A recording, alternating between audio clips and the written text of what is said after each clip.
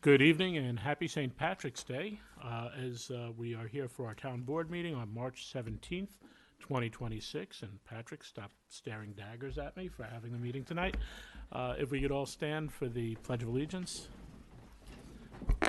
Mr. Tegeter, why don't you lead us out on your last town board meeting? Pledge allegiance to the flag of the United States of America and to the republic for which it stands, one nation, under God, indivisible, with liberty and justice for all. And if we could remain standing for a moment of silence as we remember all those defending our freedoms, with special prayers for those that are serving in the conflict zone right now in the Middle East.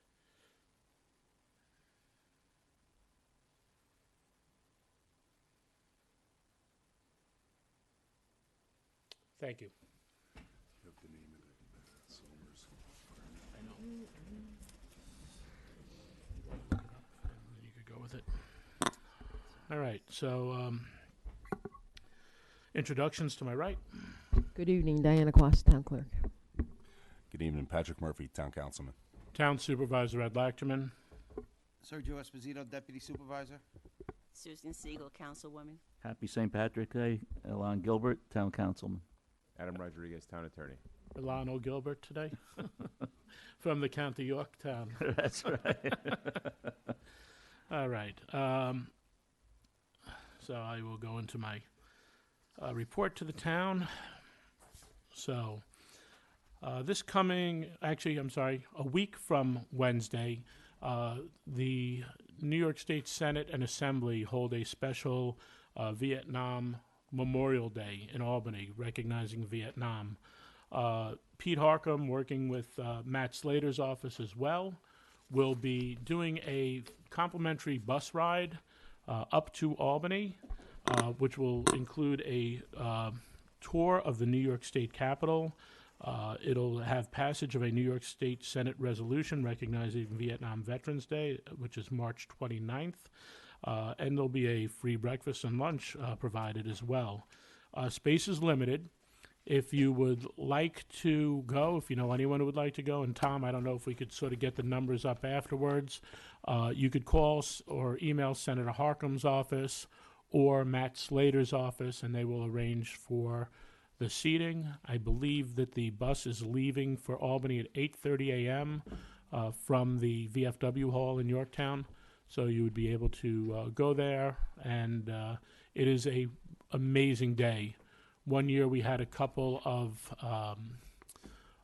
residents that were not able to get on the bus.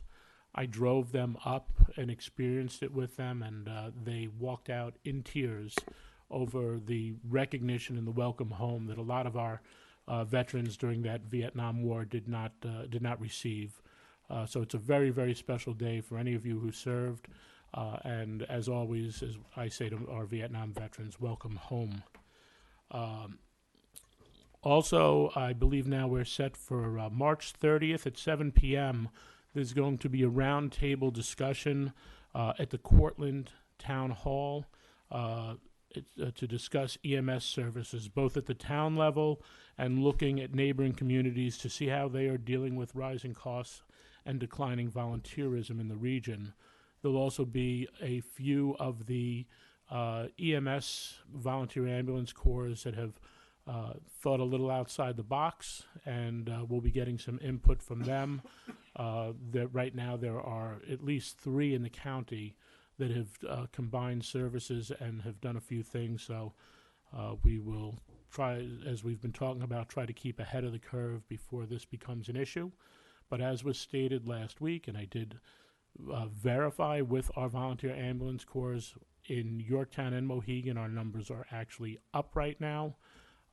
And there is no chance of you needing that ambulance, and we're not able to staff it. They are fully staffed, and they're doing a great job and continue to do so.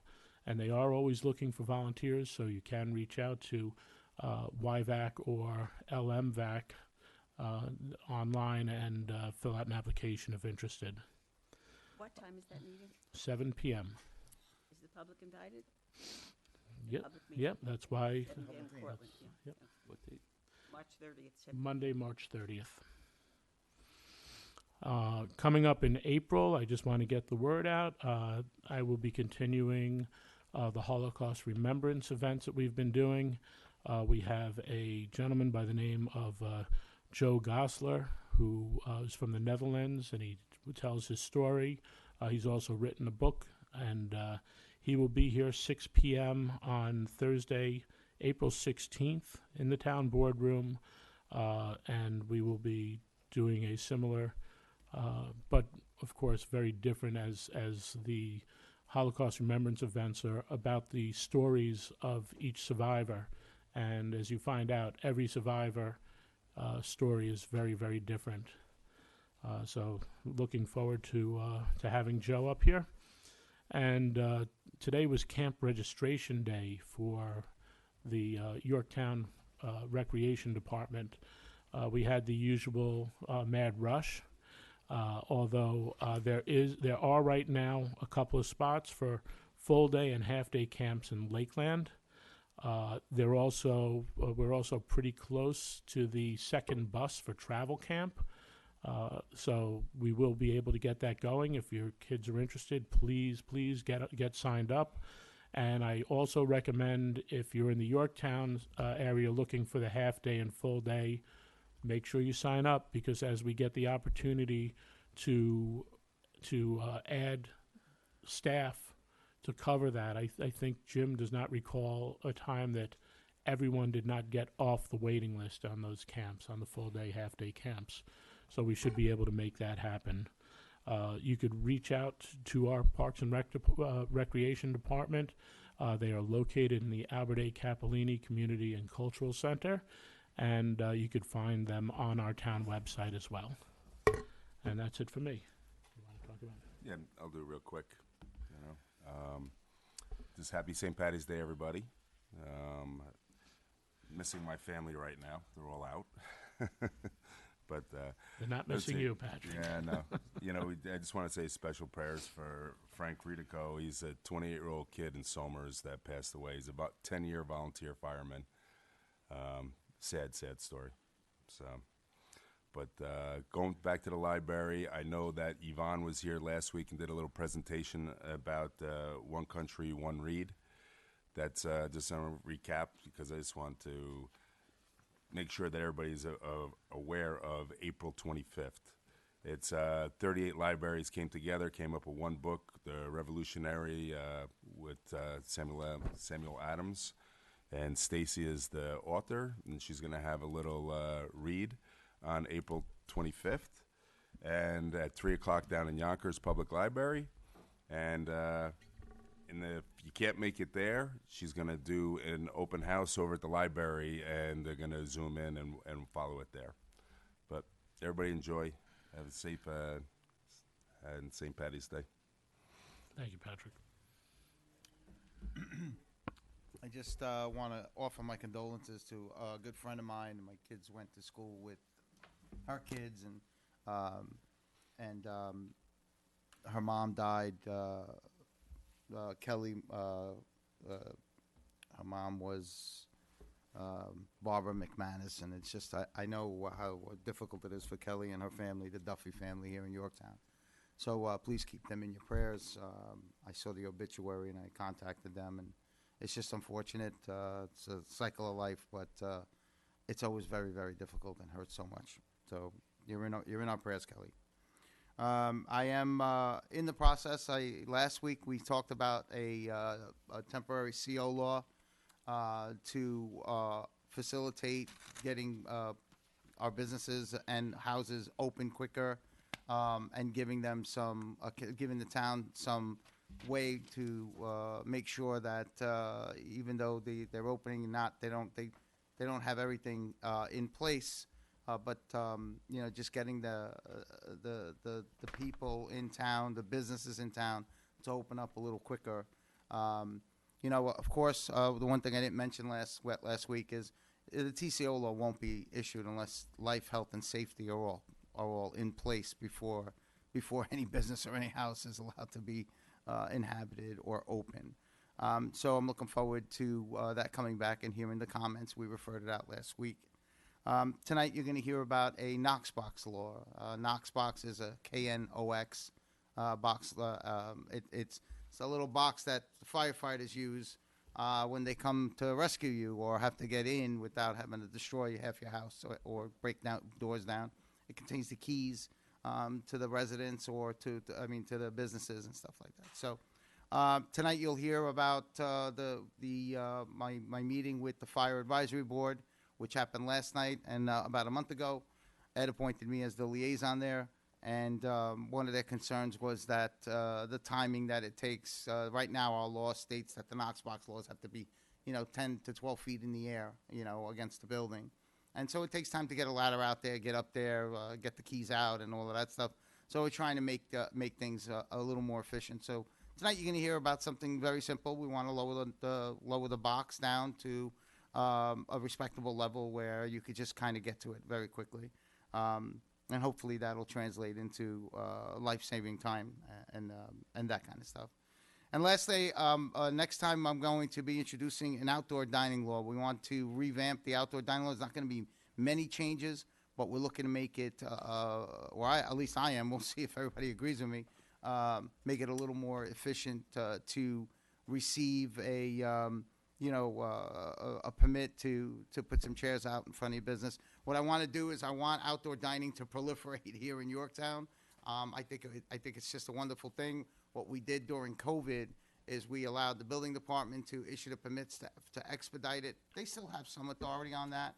And if there aren't any major changes, then that just makes the process more efficient. Of course, if there's any major changes or any site plan issues, that always has to go to planning. So we're just going to tweak it a little bit, see if everybody agrees with me, and try to make it so this way, if you have a business and you want to put some chairs out in front of your shop and get some outdoor dining going, foster an environment that's safe and that's outdoors for all our businesses.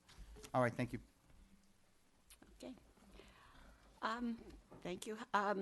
Sergio has outlined a slew of interesting, important legislation that's coming down the pike. I'd like to add one more, an affordable housing set-aside law that the Housing Committee Community Housing Board has already submitted to the town, and I'm anticipating that the board will discuss it possibly at the April 14th work session meeting.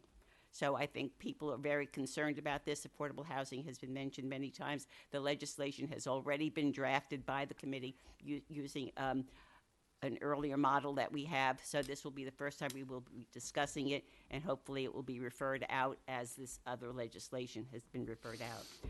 I'd also like to give an update on something that we did at the previous meeting, and that was about a CREST grant for $140,000 from Senator Harcum that would be used for milling and paving for Underhill Avenue. That was an option that was in the bid last year. That was it wasn't included in the bid.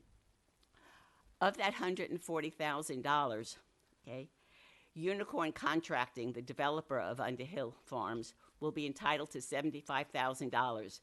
Based on an agreement that the town board voted on last May in a 4-to-1 vote, with no surprise me voting against that, okay? That leaves $65,000 of that money that will go to the town.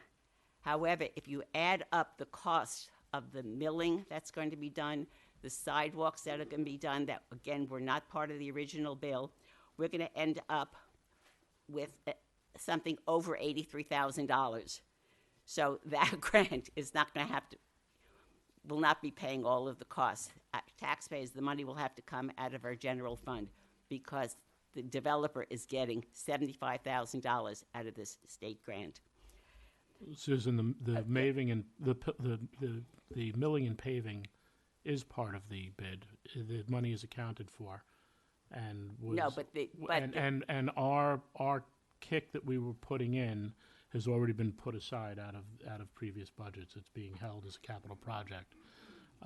So it's the money has been put aside, but it hasn't been spent. This will help in reimbursing some of that, and this is something that We actually got a $100,000 CREST grant from Senator Harkam, which we utilized for signage because it was supposed to be for something outdoor, and this 140 was above and beyond, and it was this was the contractor that went and lobbied for this, based on the fact that they were being asked to put in a lot of the work for a state road, and that's why this went in there. So. I think Please. there's a lot of confusion there. We've got $100,000 for a CREST grant for some outdoor use, and that money is going to be used again by a previous town board resolution to upgrade the playground at Sparkle Lake. And the Rec Commission has agreed to use additional, I think, $50,000 or $60,000 from the Trust and Agency Fund to do You're right. a That really was super job in Sparkle. this Premier Fund. There was an earlier CREST grant. I don't remember. You how are much. correct. I'm sorry. That was another 100,000 That from was Senator different money, Harkam. and that was supposedly for a sign in front of the community center and the library. And I don't think anything has been done about the use of that money. Yes, yet. it has. But the milling and paving, when the town board last May went out to bid, no, they awarded it in May, so they went out earlier. Went out to bid for the improvements at Underhill Avenue and 118. There was a base bid, and then there were 6 separate options. All right, the town board, when they awarded the bid, did not include all of those options in the bid that was awarded. The milling and paving was not included. That was $27,000. There was additional money for sidewalks that was not included, and that's the money that's supposedly going to be used for this with this new $140,000 CREST grant. But $75,000 is going to go into the pocket of Unicorn Contracting, the developers of Underhill Farms. So the town will have to, whatever this project will cost, and my estimate based on those bids, because the bid that was awarded last May, the pricing is good for a year through this May. So we know the cost for the sidewalks, we know the cost for the milling, and it's going to cost more than the $65,000 that we're going to have left over. End of story. I'd also like to talk about another grant that we have. In 2021, the town got a $5.8 million grant to upgrade 4 pump stations in the Halleck's Mill Sewer District. Okay, it was 80% of the cost. It was a $7.2 million project, which would have meant the town, the taxpayers, would have only had to pay $1.4 million. That was based on 2021 costs. I hate to think about what that project will cost now if we ever get out to bid, all right? In the meantime, the grant is ready to expire. It's going to expire this May, and we haven't spent a penny of it. We don't even have a project that is approved yet. We're still in the process of sending it for 1 pump station to the Board of Health for approval. In the meantime, there's some disagreements among town staff about how to finance the project as we move forward. We're going to apply for an extension of the grant, and I hope that we will get that. But in the meantime, there have been debates, and I think one of the debates was here at a town board meeting where the comptroller and the engineer have different opinions on how to finance this money, because the town has to lay out the money, and then as the work progresses, we submit the bills and we get reimbursed. There's two schools of thought about how much money we have to have in our pocket, in our bank account, as we start the project. We're not going to spend all $5 million, all $7 million at once. What I would like to see, and in the meantime, as we delay this, the costs are going to go up as we delay going out to bid. And one option is we go for what's called an EFC, a state financing program for a no-cost loan. If we go that option, we can't start construction until next year. I don't know what the bid price will end up there. It will certainly be more than $7.2 million. If we start now, we already have an authorization, which was voted on about a year ago possibly, to go out to bond it.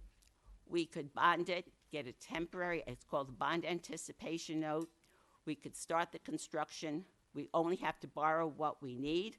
We could even borrow from ourselves. We could borrow from the general fund and pay interest to the general fund. If we started borrowing some money now, the interest rate, it's been estimated to be possibly $12,000. If we delay the construction and wait for this no-cost loan, the cost could increase more than $12,000. So we have a decision to make.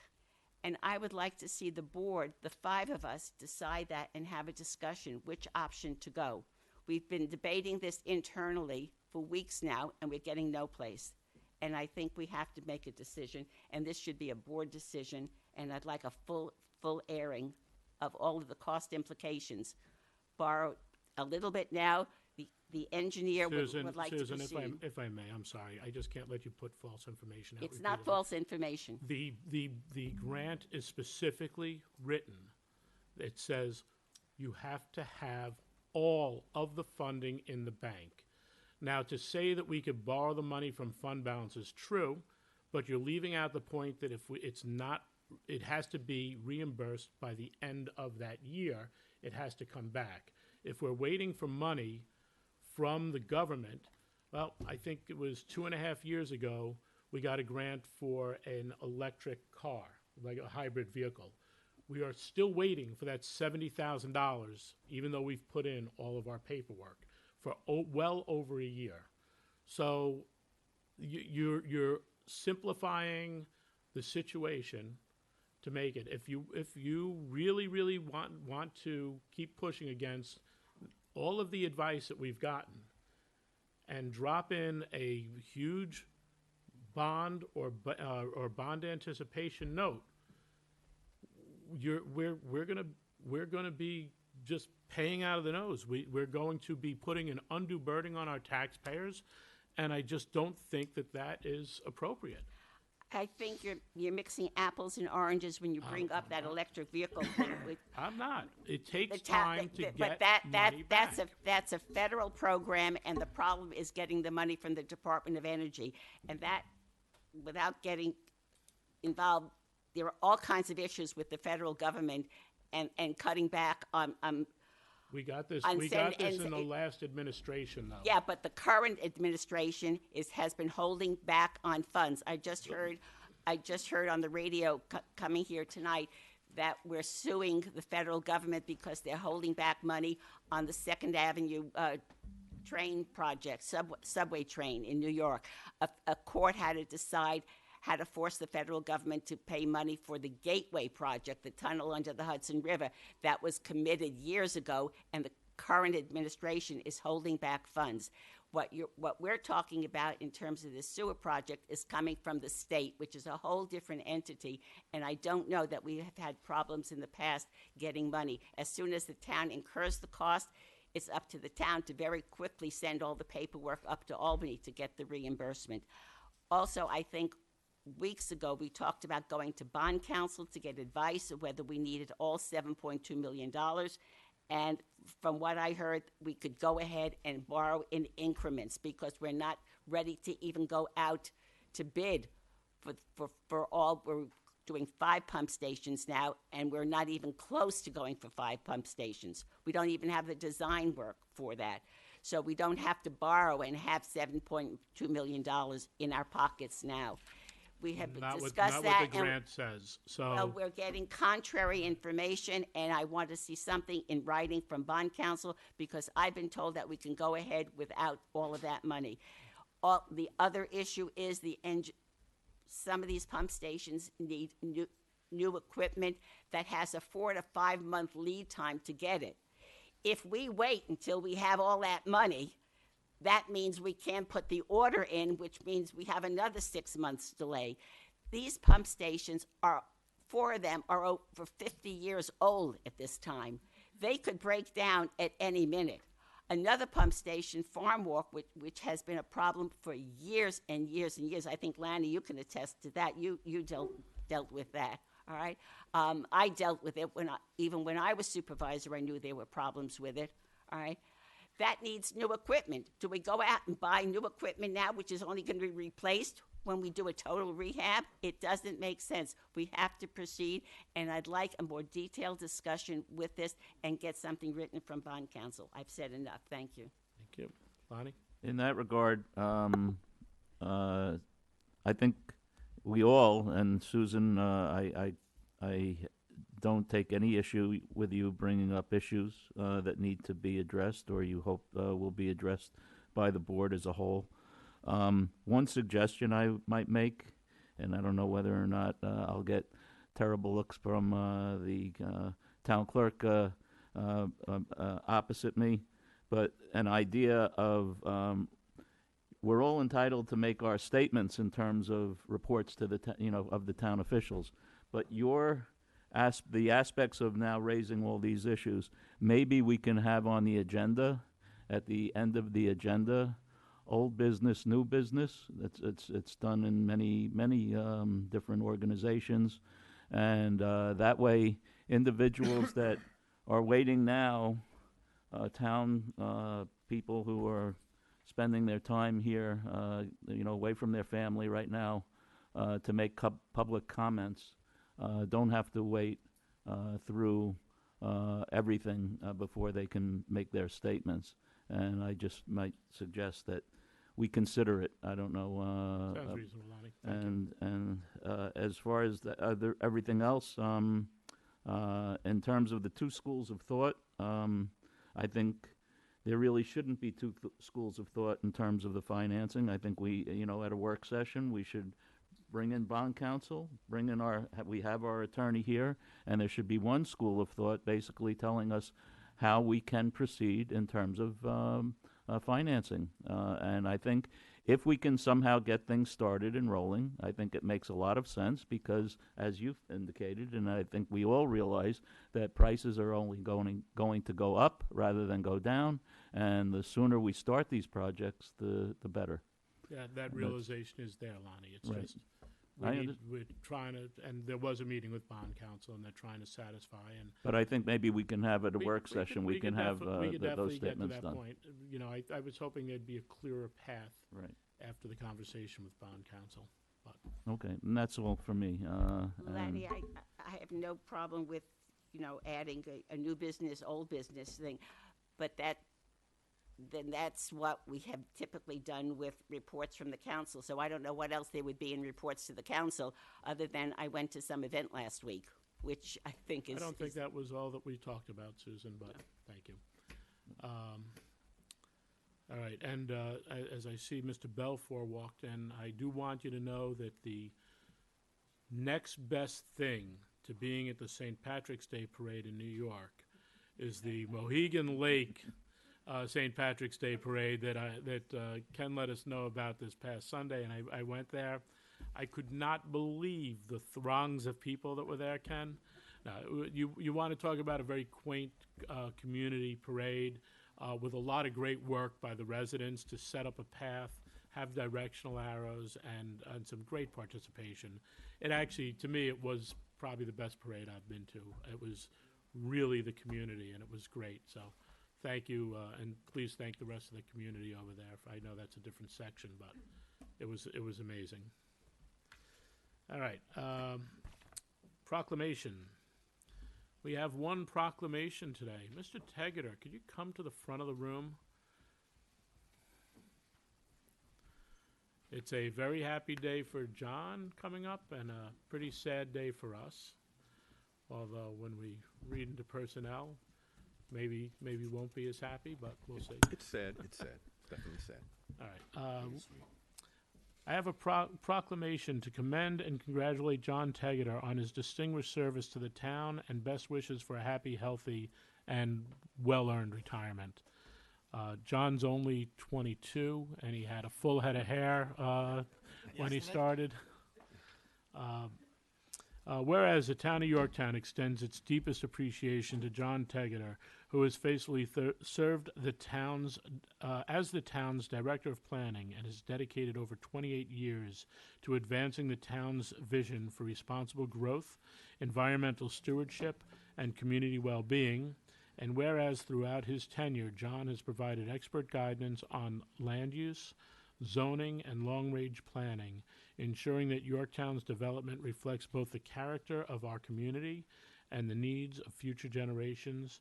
And whereas John has worked collaboratively with town boards, advisory committees, residents, and regional partners, demonstrating professionalism, integrity, and a steadfast commitment to public service, and guided Yorktown through important decisions affecting neighborhoods, open space, economic development, and the long-term character of our town. Whereas the town of Yorktown has benefited greatly from John Tegeter's leadership on key initiatives, including improvements to planning processes, protection of natural resources, revitalization efforts, and the promotion of sustainable development practice. And whereas upon the occasion of his retirement, it is fitting that the town recognizes John Tegeter's outstanding contributions and lasting impact on the community. Now therefore be it resolved that I, Edward A. Lachterman, Supervisor of the Town of Yorktown, along with the members of the Town Board, declare March 20th, 2026 as John Tegeter Day in the Town of Yorktown, and do hereby commend and congratulate John Tegeter on his distinguished service and extend our heartfelt gratitude, admiration, and best wishes for a happy, healthy, fulfilling, and well-deserved, well-earned retirement. Congratulations, John.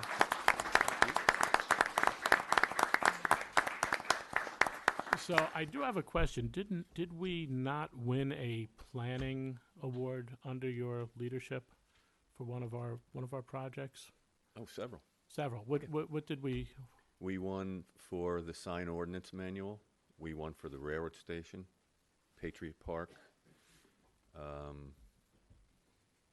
We won for the farmland overlay district, Okay. and maybe one or two more. But being aged now, I Can't really remember can't them. really remember. So you might want to check with. I don't think we had enough room to put all of them on. So.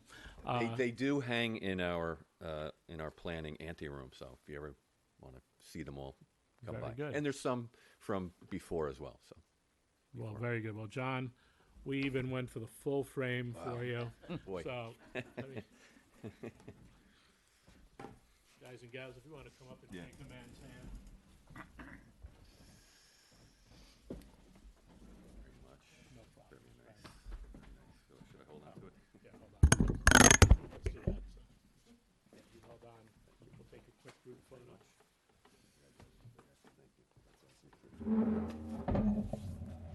Oh, Susan. You okay? And I was I'm across a my. little afraid of being in there. I feel I'm a little threatened.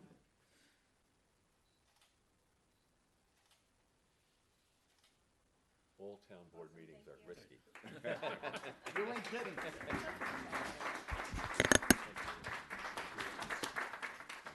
John, do you have any words that you'd like to say? Maybe one.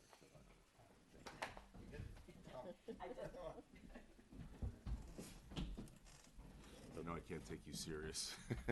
That green head. So, thank you very much. This is quite overwhelming and quite an honor. Just a couple of things. You know, when I came here in the last century, believe it or not, you know, I shut my mouth and tried to learn a little bit for quite a while, and then I wanted to continue what was laid before I got here, which I think shows out there and is a lot of good efforts from people in the past that went before all of us. And I tried to build on that using my architectural knowledge and my love of history, intertwining all that, and I hope that I made it a little bit better. So that's You all did. I can say tonight. Thank you. Definitely, John. did. Thank you. Very much.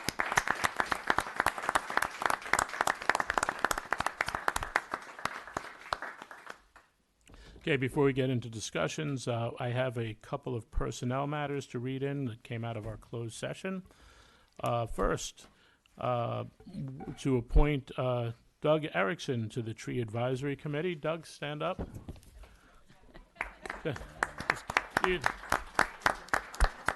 a name and face we've become familiar with over the past couple of months. All right. Sir Narvis. Then I'd like to appoint Robin Steinberg, Provisional Director of Planning, effective March 23rd, 2026. Be it resolved that Robin Steinberg is hereby appointed Provisional Director of Planning, Job Class Code 0401-01 in the Planning Department, effective March 23rd, 2026, to be paid $160,000 annually. Be it further resolved, probationary time for provisional hires adheres to civil service law, updated September 2023. Can I have a motion? I'll make that motion. Second. All in favor? Aye. Great. We can have the motion to appoint Doug, otherwise he's sort of in limbo. I'll make Keep that him there. motion. Let's keep him there for a while. Do I have a second? Second. All in Aye. favor? Aye. All right, and then one more.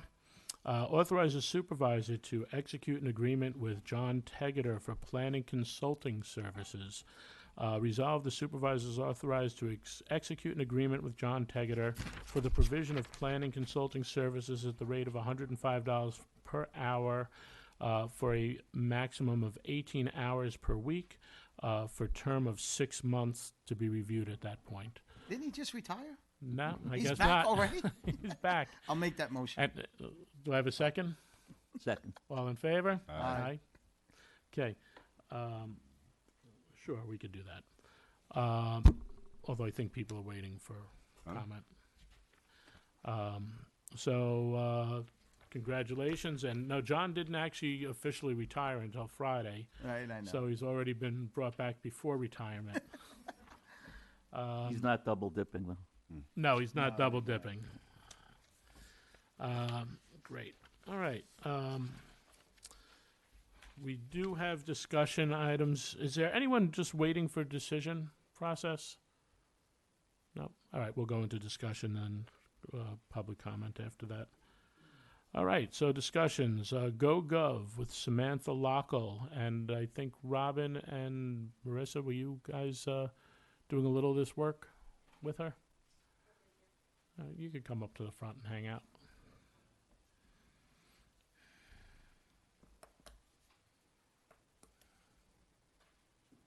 So this is another group that does the text, email, and phone messaging back and forth with the town and our constituents. So it's another service as we're trying to upgrade our communications. And We have a very weak connection tonight, so I'm going to have to reboot and see what happens. okay, Zoom. we'll give Diana a minute.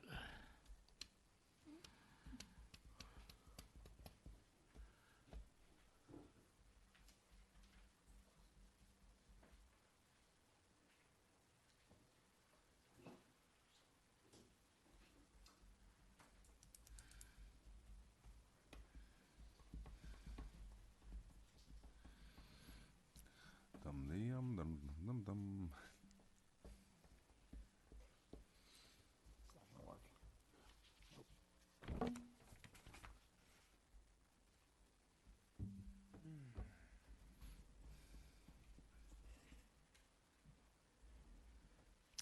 Got 2 bars. It's in and out. You have internet, you don't. You do, you don't. Something's messed up. What's that? What's the cause of that? Well, it's not the Wi-Fi because you could connect to the Wi-Fi, so it's probably something on the back end, the actual connection. Something downstairs.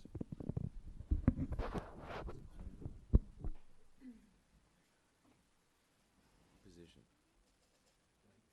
We're not hearing you. Is your volume up?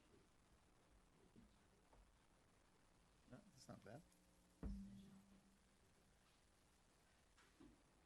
How about now? I could hear you guys. Okay. Can you hear me better now? Yep, go ahead.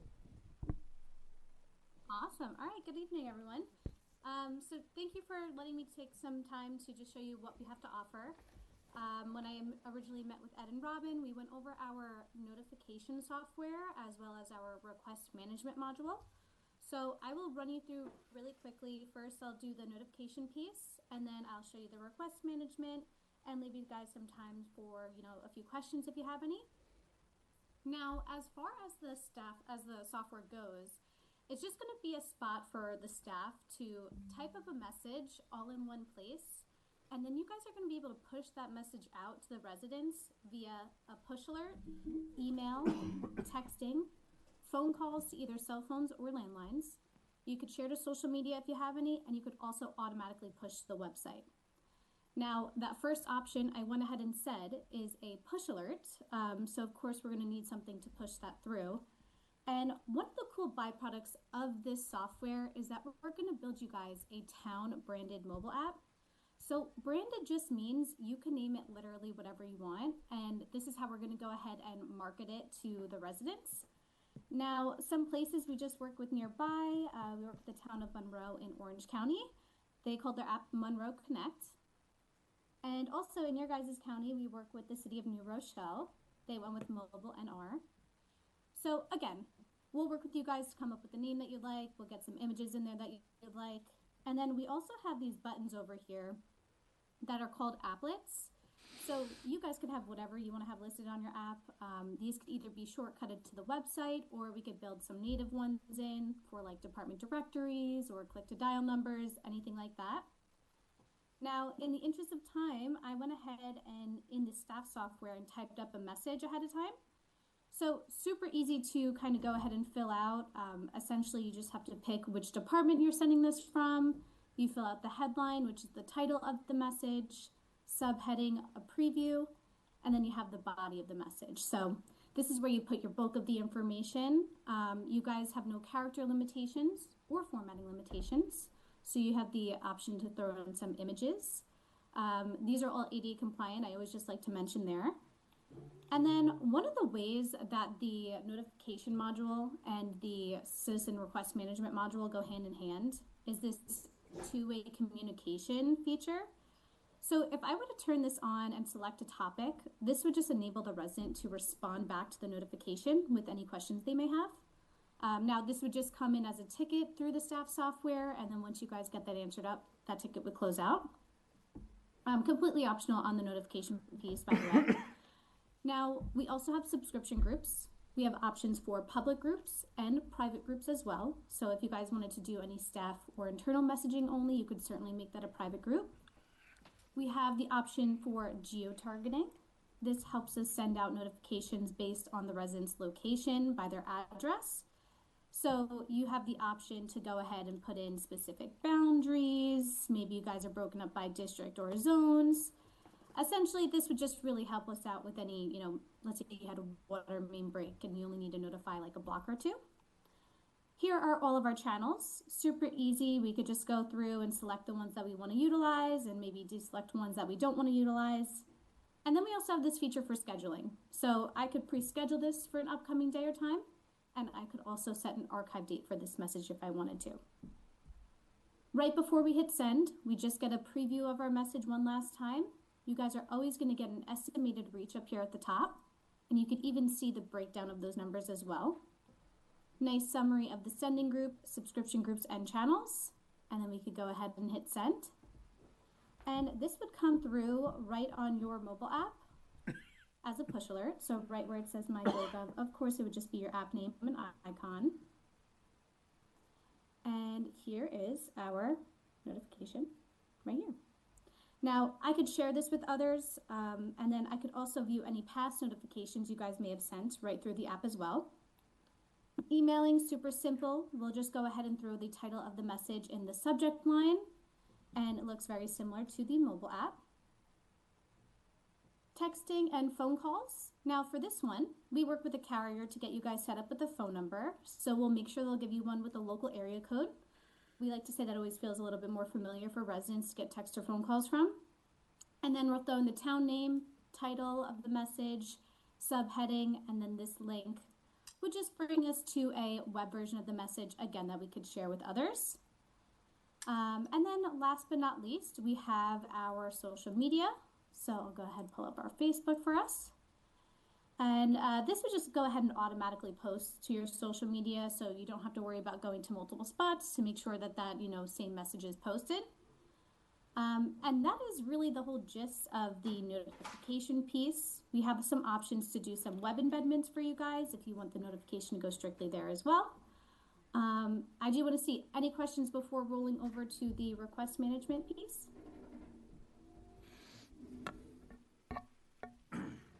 All good Yeah. to go? Yeah. Awesome. Keep going. Yeah. Now, No as far questions. as the request, oh, sorry, was there a question? No. No, No question. Awesome, great. As far as the request module goes, so this has three main components to it. Two resident-facing pieces, and then, of course, another staff software to help manage and track those requests as they come in from the resident. Now, one of those resident-facing pieces is also going to include the mobile app that we'll make for you guys. And if I'm a resident and I want to submit a request, I just hit this Start Request button, and it would show me a listing of topics. Now, we work with you guys to know what you want to have listed here. So in theory, residents can only submit things that you make available for them too. I always just do an abandoned vehicle. We could add in pictures if we'd like. We have this feature listed over here for duplicate detection. So this enables us to know if there's, let's say my neighbor went ahead and submitted the same request and I wanted to go ahead and follow along with theirs. Or maybe I think mine's a bit different. I could hit next and it'll push me along. Now, this location is pulling the coordinates off of where I took this photo, not where I'm submitting it. So I could always drag and drop my pin. We build you guys out a boundary, so you only get requests for areas that you're responsible for. And then once you find your exact location, you can fill out your description and also select if you want to put your contact information or not. Again, this is all on a per topic basis, so if the resident wanted to submit this as anonymous, you guys on the staff side have to allow them to. And then, of course, I will go ahead and show you where we could track these requests once I submit them through the app. What we're looking at is just my personal service history. This is not everything open in the town. Here's our open abandoned vehicle complaint, and then this would, of course, change as we work on it on the staff side. Now, the second resident-facing piece is going to be a little iframe for your guys' website. So this is just for anyone that maybe doesn't have the app downloaded. They could, of course, go on the town website and submit a request. Do it right through here, super simple. We could add in some FAQs. They could search the type of request they want to make, and then they'll just get an email thanking them of their submission, and they can follow along in email. Now, of course, when that request comes through, the staff that is assigned to that type of request will go ahead and get an email letting them know. This is all a rights permission-based software, so we could have the software email that staff member when that date is coming due. We could also have the software build out any escalation if that goes past due any certain number of days. And then this is just our main list screen. You guys could do whatever filtering columns that you would like. Here is the detail of the open item. You have the option to do public messaging to the resident, internal messaging on here, or internal notes. And then we could go ahead at any point, change the status. And when we close this out for any reason, we're just going to fill out this reason closed section over here. Or we could do some stock replies for you guys and close out this request. We also have a bunch of reporting tools in this module that I'd like to show you guys really quickly. Let me just make sure. Sorry, the Zoom is getting in the way of my saving. Awesome. So we have a bunch of standard requests over here that you guys can utilize. We could do any custom reporting that you'd like, but really that is the whole gist of both of the modules. I want to leave a minute or two if you guys have any questions that come to mind. Can you explain your fee structure? Yeah, of course. So as far as pricing goes, we only base pricing off of population size. We don't do any implementation costs or startup fees or anything like that.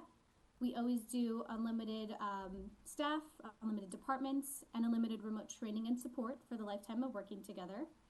I had sent over a quote to Robin the other day, just totaling for both of the modules. I threw on a little bundle discount there at $16,000 annually. And we normally just do a 1-year commitment at a time, so we don't lock you down for a certain number of years or anything like that. Okay, Robin, can you share those quotes with the town board, tomorrow?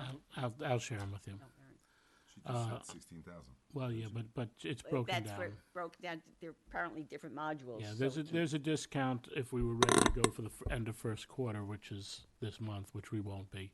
There's still some comparisons that I'd like to make and make sure, you know, which better suits our needs. This seems to be a very complete program, but I just want to make sure price-wise we need everything that we're getting. Is it up to the municipality to get the phone numbers, to get that database? No, so we don't do any like third party buying of that information, only because we like the residents to want to opt in on their own at some point. We feel that if we were to put that information in the system ahead of time, they might feel like, hey, how did they get my number or anything like that. So we'll give you guys marketing actually. So something like this, just like a marketing kit. So we give you guys, you know, flyers, we could do digital banners, mail inserts, a whole bunch of things to get the word out to the residents that you have, you know, these ways that they could hear from you now. Can a message go out at more than one medium? Could it be text and, let's say, phone, text and email? Can you have something like that? Yeah, of course. Yep, of course. So you guys can do push alert, email, text, phone call, whatever kind of, you know, if you only just want to do the push alert, you could do that. It's completely up to you guys when you're creating the message. Is there any limit on the number of push notices that go out in a year? No, so not for the app, not for email, not for social media. We do have a hard cost for the texting and calls, only because we work with a carrier for that one. But that on the line item of the quote specifies what that amount is. I think I quoted you guys for 50,000 credits for the texting and calls. I believe Only so. applies to the texting and calls. Everything else is unlimited. Any other questions? So on the 50,000 credits, if we are below the 50,000 credits, do the credits carry over if we renew for another year, or? Yep, they never expire. They will always roll over into the next year. On the other end of things, if you guys find that you have a lot of adoption for texting and calls and, you know, you're running through their credits quickly, we are never going to stop you from sending messages. We'll just have you go in the negative and we'll true up in the renewal year. Okay. We'll take from And next you year's said balance or anything the like that. price was based on population. Is that based on the number of people who opt in, with the number of accounts who opt in? No, it's based off of the population in the town. You guys could have, because we have some places that maybe have a high tourist population in the summertime and more people will download the app, so we didn't want to base the numbers off of downloads or engagement. I don't have any other questions. Okay, Thank awesome. you. Well, thank you guys so much for giving me the opportunity to show you what's going on. And if you have any other questions, you'll have my email, my direct line. Anyone could call me at any point, alrighty? Samantha, could you share this deck with Robin and I, just so we have it? Yeah, of course. I'll send everything back over. All right, thank you so much. Thank you. Thanks, guys. Have a good night. right. Happy St. Patrick's Day. Same I have to a you. question for Robin. I think this is the second presentation that we've had on communication software. Am I correct? Okay. Are there any other companies that you think we should also be looking at and compare? The other two that you had mentioned were Code Red and Civic Plus, which you had spoken to the supervisor in Cortland about Code Right. Red. hmm And I think they're migrating to Civic Plus, if I'm not mistaken, or vice versa. A lot of these are getting tied up. It seems like the GoGov and then the TextMyGov seem to be the best ones. It seemed like Code Red was more similar to a Nixle service. A lot of them are emergency related. Yeah, They're not all inclusive, as this is an app for any town service. right. Would Seems this really replace our public notice system that we have now, where you sign up for the emails and you get the public notices? It would replace that part of it. That part. It wouldn't replace the calendar, No, yeah. where you can subscribe to community events and board meeting, like anytime something's changed on the calendar, you would get a notice. So that, right now, on our website, is two separate Two things. separate things, okay. Have you played with this application at all? I did download the New Rochelle one. It seems I pretty don't. robust. Yes, it's more all-inclusive yeah. than just texting random Yeah. No, kind of thoughts. do You have to landline, set you things can up. do land, phone, email, text, all of it. Yes, all at once. So it's Civic Plus is the only other company that you think, do you think it's worthwhile getting a presentation from them? We could look, I mean, it's the company that we left. Oh, okay. From Yeah, our I website, know, yeah. so. Yeah, all right. How user-friendly is it? Well, I haven't used the back end of GoGov, but from what she's shown, it seems pretty easy to do the notices and get reports. And what did you think of the portal for the public-facing portal? The app for the public, because you're using it for the new Rochelle, you played with it a little bit? A little bit, but, I didn't submit any requests, so. And the other options are basically just pointing the public to different parts of your website, and we could just choose those other options. So the submit my request, you have to set up. So we'd have to set it up for the different departments, what they might want to submit requests for. Is there only like one administrator per department, or No, it's unlimited. So okay. So it'd be up to Unlimited the, users. yeah, up to the department head who would be, taking care of those things. My only concern is the opt-in feature. It's one thing for emergencies. My concern is when we want to get a notice out in an emergency, and if it's related to opt-in, we're losing the people who haven't bothered to opt in. I think it has to be related Yeah. to opt-in. I don't think you have, And you have a choice. that's my overriding concern.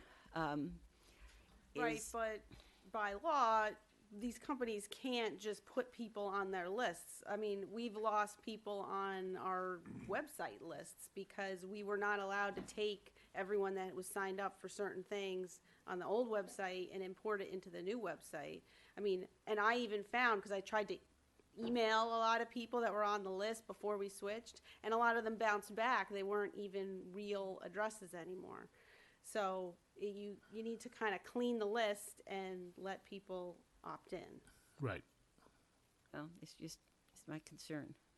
Well- It's a concern. It's how, and I don't know how the school district does it. I guess they have phone numbers and email Well, you addresses and register your texts for child for school, everyone you're for on the school. list. Yeah. So, yeah, I just don't know. You could And- also sign up. I signed up for the school list, which, Yeah. with the snow closures, I really regretted getting those.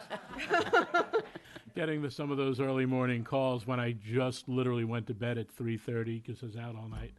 So yeah, not Drinking. no snow patrol. Getting out there. So yeah, but you have to sign up for it. It's sort of like the no call list, the no knock list that we're going to talk about later. You don't really want to dictate people have to get it, because some people actually pay per text message, and they may not want it. So All right, well, whatever system we go to, then it really takes a strong marketing effort on our part to get people to sign up. as right, many as possible. and they work. This company in particular does work with marketing to get that out there, but we have our ways too. Robin, if you don't mind, since I have two guys who are pretty computer literate, maybe the three of you could get together over the next week and a half, sit down and sort of go through the pluses and minuses as what you see, and try to come up with a price equivalent as to what is the best service for us and our needs. I think some of it might be overkill, some of it may not be, and I just want to make sure that we can compare some apples to apples instead of apples to Ford Pintos or whatever it would be. Thank you. One other thing, this might be an opportune time to introduce Marissa, who I think Robin has been our web person for more years than she probably would like to think about. And because she's taking on this new role, as you've heard tonight, as Director of Planning, she can no longer have time to do the website. So I think the town is thinking about possibly having somebody else take it over, who would then be dealing with this issue starting next Monday when you put your new hat on. So I don't know if it's Well, I think we've met Marissa, but Marissa, why don't you stand up, come up to the microphone? and we'd like a 32-minute speech about where, your life story. My whole life story. Well, I work in Parks and Rec. I'm the assistant superintendent. And I have been managing the back end of the Parks and Rec website page. So I've been working very closely with Robin for the last few years through the transition to the GovStack site and learning that whole new process. And, with Robin's blessing, I'd be happy to take on more responsibility and just expand from outside just Parks and Rec and expand to the rest of the town as well. Yeah, well, I know that I spoke with you the other day. I also spoke with Jimmy beforehand and with Robin, and I think we all think that you'd make a fantastic webmaster. So I appreciate everyone's confidence. And yeah, I'd be happy to. all right. This would be your first challenge, dealing with this new communications program. Yes. So we'll work out the paperwork, because I did not do a resolution for this tonight, but we'll work out the resolution. It'll be backdated to Monday to start you. Okay. Okay. Thank you. Great. Thank you. Thank you. Thanks, guys. All right, Johnny Boy and Robin, you might as well stand up with him. We're going to go with the field home adaptive reuse, because all of these projects are going to be sitting in your lap very shortly.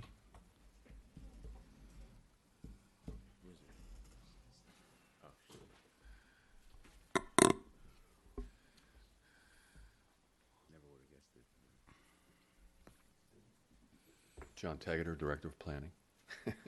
For another 3 For days. another 3 days. So we're talking about the RFP, which you've seen. I think you have the latest iteration of it. And it is within the dollar amount that we will be receiving for the maintenance of the building. So that's good news. We have been speaking with them on some of the questions that we had, but I think that we've worked largely through those. So I think maybe if you would like to move forward, we can talk about any other things that you have, but I think that might be the next step. So give us the basic outline for everyone on the proposal. Okay. So this is phase 2. We did phase 1.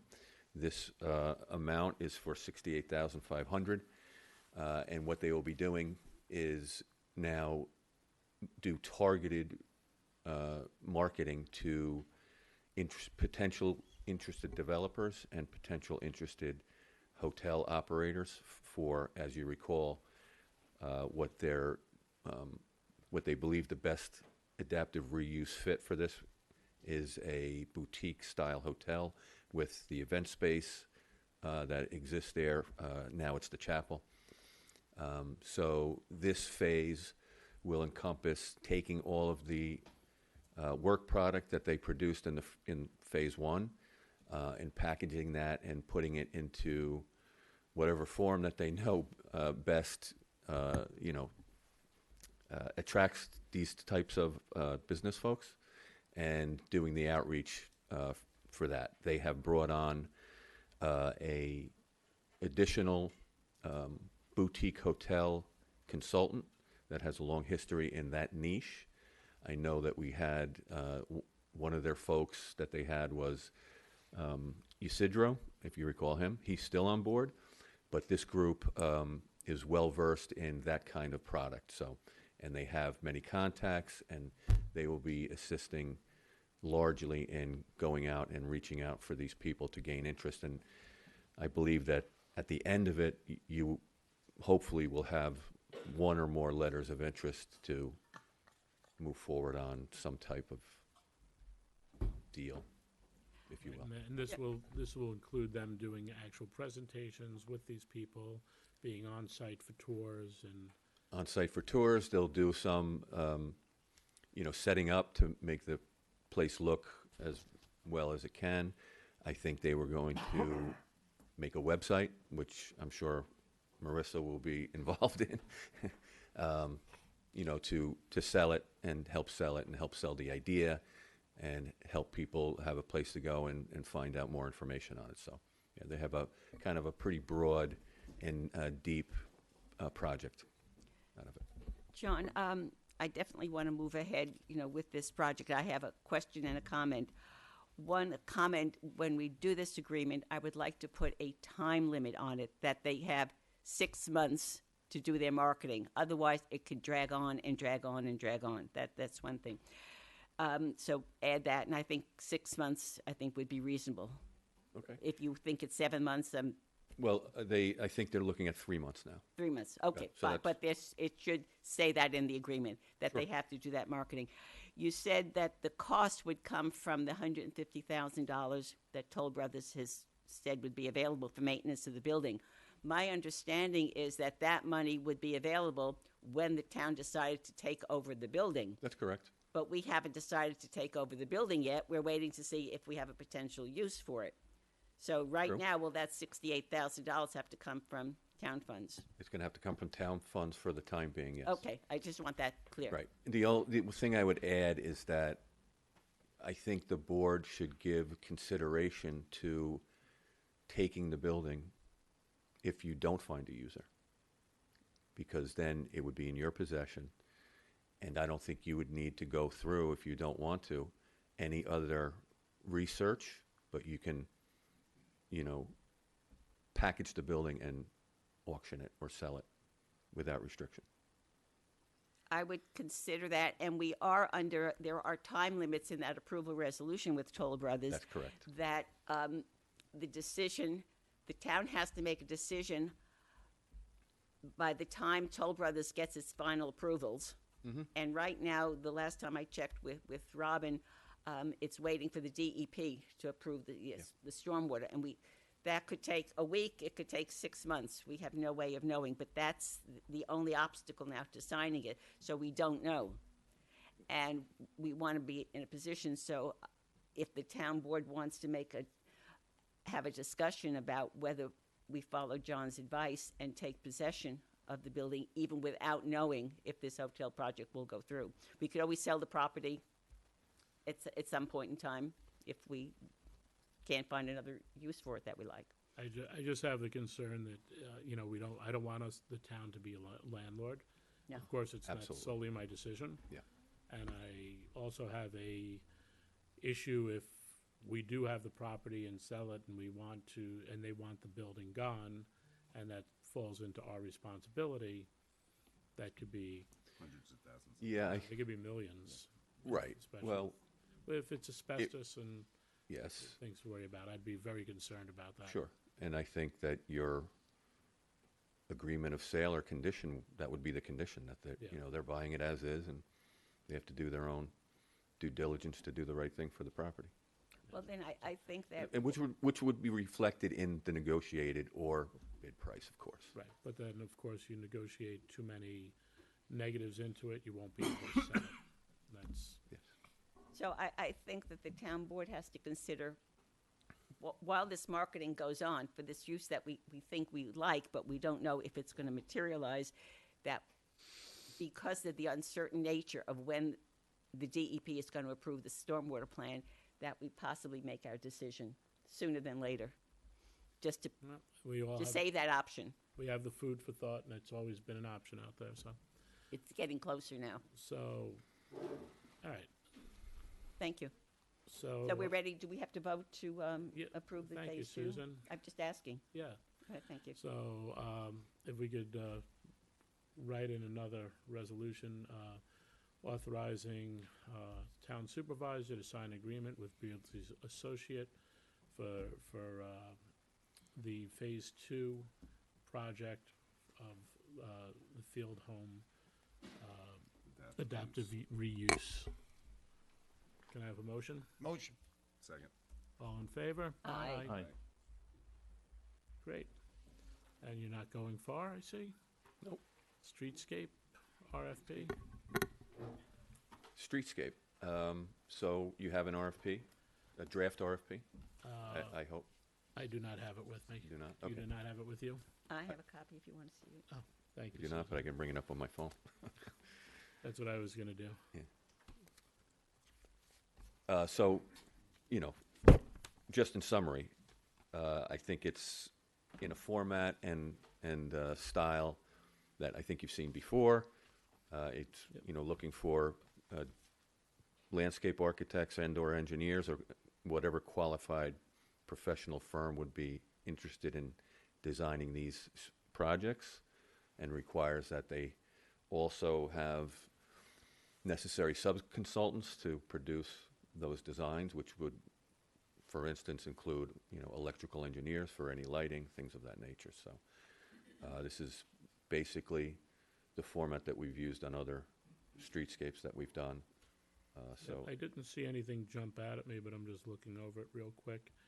It seemed very similar. Yeah. There are no major changes. We're just fixing up Downing Drive and a small section of Veterans Road. I have to say thank you for getting this done. I've been waiting for this RFP since September. I think we've talked about the streetscape, which originally was going to be funded with the ARPA money. That was the COVID money. And then that money got used for other things. And we've been waiting for many years to move ahead on this project. Sadly, costs have increased as we have waited. But I'm glad to see that we're finally ready to get this RFP done.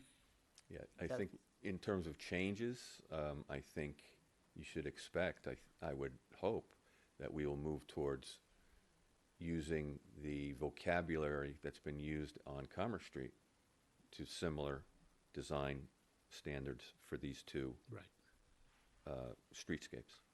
The only change I might make, and I don't know if this doesn't have to be in the RFP, but to link up the North County Trail. Yes. To link it up with some kind of signage from the North County Trail onto Downing, which then goes to Mohansick Trailway, which then goes way into all of our other trail networks. Well, my suggestion is going to be that Downing Drive be striped with Bike one lanes. or two bike lanes. Bike lanes. Either one way on either side or a two-way on one side. But with signage from the North sure. County Trail, Of so course. that people see that linkage. Yeah.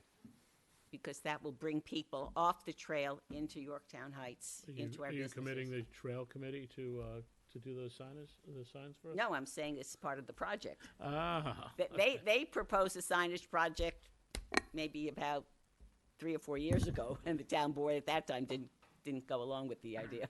Right? Well, I think it's a good idea, and that the bike lanes are a great idea. Yeah, because Downey happens to be a very wide street. Yep. You're right. Great. All right. So can I have a motion to refer out the RFP? I'll make Does that that be motion. referred out or just I advertised? mean, advertise. Yeah. Thank you. Advertised? Advertise. Advertised. I'll make that motion. Second. All in favor? Aye. All right. All in favor? Did we do all in favor? We did that. Okay, sorry, go ahead. Proposed local law amending Chapter 130. Thank you, John and Robin. The key lock box. Sergio? Yep. So just a few changes to the existing law. If you look at the law that they put out, in line A, the old law said all commercial occupancies served by an internal automatic fire alarm or suppression system shall have rapid key entry. The new version says all commercial occupancies shall have a rapid key entry lockbox. So what we're doing is we're saying all commercial businesses have to have one, right? So that's one of the changes. We're changing in line B, we're changing the 8-foot and not more than 12-foot height requirement to 6 feet and not less than 2 feet. So we're bringing the Knox box down where people could reach it. Can I make a suggestion that when this is posted online or referred out, that a red line version be provided? I because already made the suggestion, yeah. When so- I got this today, I didn't know what was being changed. Yeah. There's a couple of other changes too, because I met with the fire advisory board last night, and they're minor. Yeah. But I'll go through those changes as I have them in my head, just so you guys have it in front of you. All right. And then skipping line C, there's no change there. Line D, it says, and if provided, is going to be the start of the sentence, the key lockbox shall be connected to the structure alarm system and secured by an alarm sensor. So if I had a little bit of a problem with the wording here, but they, it was explained to me that, if the business has an alarm system, the Knox box then has to be connected to the alarm system. If the business doesn't have an alarm system, because they choose not to have one, then you can't connect it to an alarm system because it doesn't exist. So that's why it says, and if provided. Everything else pretty much stays the same until you get to line E7, where it says, where it talks about elevators, and it names a specific key, the Yale number 2642 key. That is getting slightly modified to, and whatever key is available. So if you have an elevator in your commercial business and it doesn't use that specific key, we're not going to have everybody tear their elevator apart to get the key. So if the elevator is existing already, whatever key they have, even if it's not this one, so there's going to be like a little sentence at the end of it added to and whatever key is existing. That is going to be another change. And then you skip to page 2, line 16. Let's see here. We're going to remove the original text says the rapid entry system shall utilize approved signatures from the Town of Yorktown Fire Inspector and the Chief of the Fire Department. We're going to remove the Town of Yorktown Fire Inspector. It's just going to the Chief of the Fire Department, the respective fire department. And then I'll get into the word department in a minute. And then the next line that's coming out is there must be 2 signatures in order to form on the order form to the manufacturer, one from the fire inspector, which is being removed, and one from the fire department. And the reason why that's being removed is they don't have forms anymore. It's all electronic. And the Knox box system doesn't facilitate for 2 signatures. So that's why that's coming out. And then 17 stays the same, line 18. The factory record shall include installation locations, receiving party signatures, fire department, and fire inspector. The word fire inspector is coming out. We don't even have the fire inspector here at this moment anyway. And so it's going to rest solely on the fire districts. We don't have a full-time. Right, we don't have the Yeah, full-time. part-time, Right. Sorry, yeah, you're right. Other records, line 19, other records shall be available upon request for inspection. They're going to remove the Town of Yorktown Fire Inspector and the Yorktown Heights and Mohegan Lake districts. I had a discussion with them last night. I think the town should be allowed to request records, without having to foil the fire district. So that language is going to change to signify somebody I think it's going to say the building inspector or the building department can request a copy of the records. And then here it says and then line 20, neither the Town of Yorktown Fire Inspector nor the Yorktown Heights Lake Mohegan Fire Departments shall be required to purchase or sell rapid entry system products, the Knox boxes themselves. And we're taking the word fire inspector out. And then I think the last change, let me just make sure. And then the last change is line 21. We're going to strike from the current law. The Town of Yorktown Fire Inspector shall have a set of master keys for each fire department so they can place keys and other documents in the rapid entry system. So I had a discussion with them last night. At first, I had a problem with it. I thought that the fire inspector or town fire inspector should have the set of keys, or the building department, right? Because that's what the fire inspector says. But actually, Chief Noble even made a comment about this. He doesn't want, the police department does not want a set of keys to these Knox boxes, because these have keys to the businesses and stuff like that. If it's 10 offices, they'll have the keys to 10 offices, just out of a liability and a responsibility issue. And it's not typically done where our building department would have keys to the Knox boxes, which gives you keys to every room in the house, so to speak. So we're taking that out, and I was okay after we had a robust discussion last night with the Fire Advisory Board. The other change is going to be they want to take the word Mohegan Fire Department and Lake Mohegan Fire Department and the Yorktown Fire Department and change the word department throughout the whole text to district. Which is a district. Which makes sense. It's a district, not a That's what department. it's supposed to be, right?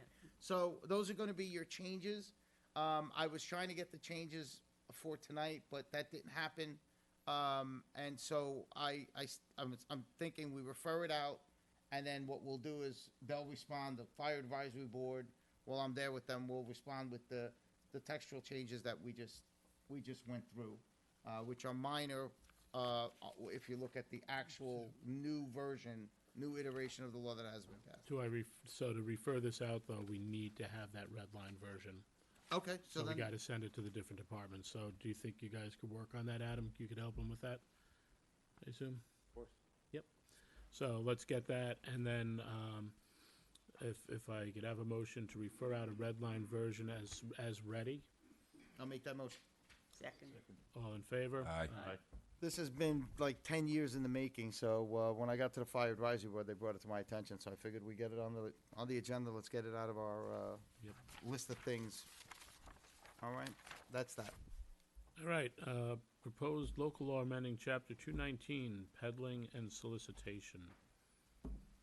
Here again, Soliciting, could you I'm provide sorry, us with a red line soliciting. version, because I didn't know what was being changed? I don't have a red line version of that, Susan. This is actually a revamp of the entire law that's 35 years old. It hasn't been changed. So it makes it stricter, and it also adds a do not knock registry, which was the main purpose of changing it. The other thing it does is it changes the dates and times, which right now in here go from Monday to Saturday, and the time would be 9:30 to 7:30. Before that, we had like 8 to 9 o'clock, and so it's done a lot of adjusting, and basically this is really to refer it out and get more comments from people to see what else we have to check. So you're saying it's The so chief- different that it doesn't pay It's to do a red definitely, line? you have It's to like a delete it. repeal and It's a whole replace. redone. Now, that 7:30 in the evening? Yes. That's all year round?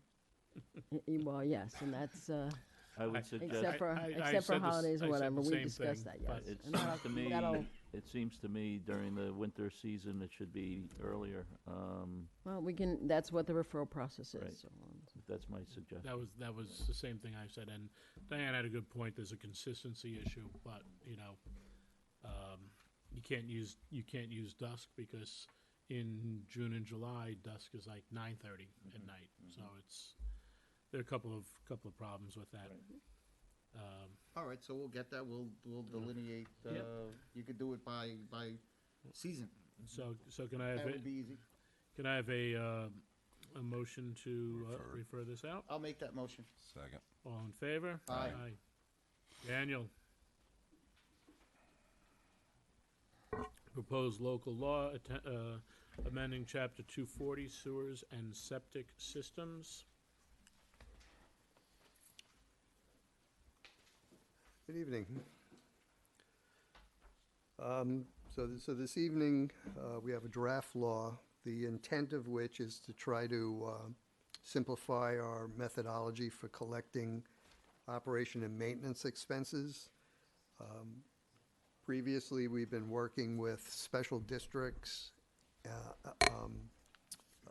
sewer rents via water billing, as well as some properties paying both things. So what this law is trying to do is to have a uniform methodology for collecting operation and maintenance. The essence of it is that, generally speaking, Yorktown is sort of the same. Yorktown, we collect, it's a different animal because we operate the wastewater treatment plant. So Yorktown, we would continue to collect a tax, but we only tax people who are connected to the system, and we will continue to collect revenue via sewer rent. So that's sort of consistent with the law that this particular legislation would repeal and replace. More importantly, the substantial change now is to change up what we do with the properties that are connected to the Peekskill plant. The way the Peekskill plant's set up, anybody who's in the district, whether they're connected or not, pays their county sewer tax if they're in the county sewer district.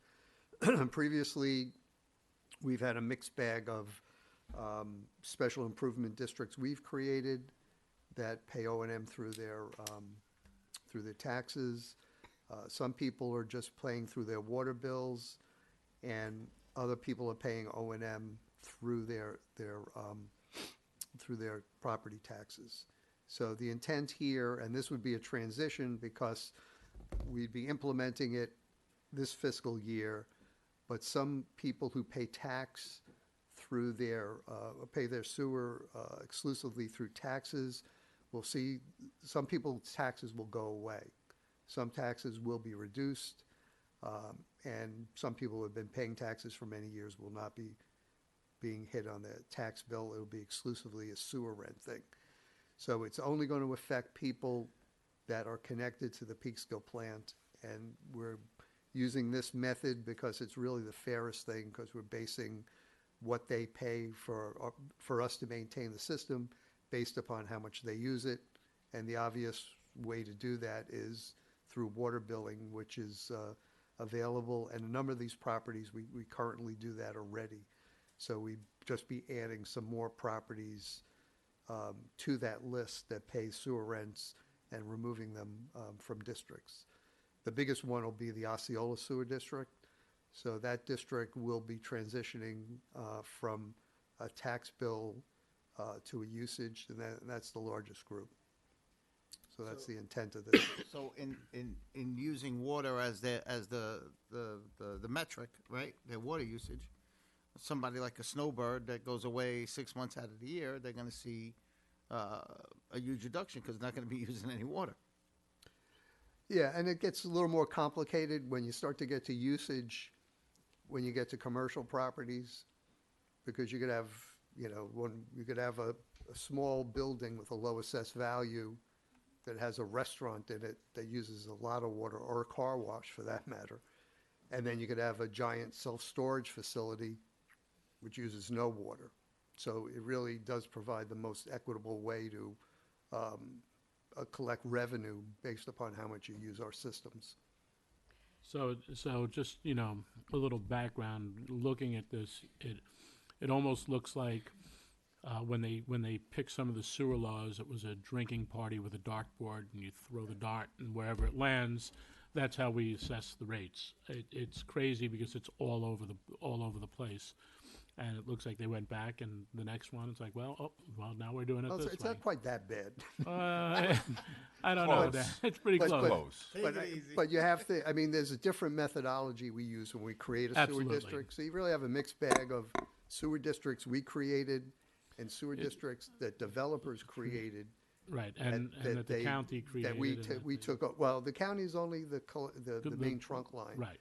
But for us, the local sewer districts are a mixed bag of ones that we created and built the sewers, and what we call no-cost districts, which would be districts that were established by a developer, and upon completion of the development, they convey those facilities to us.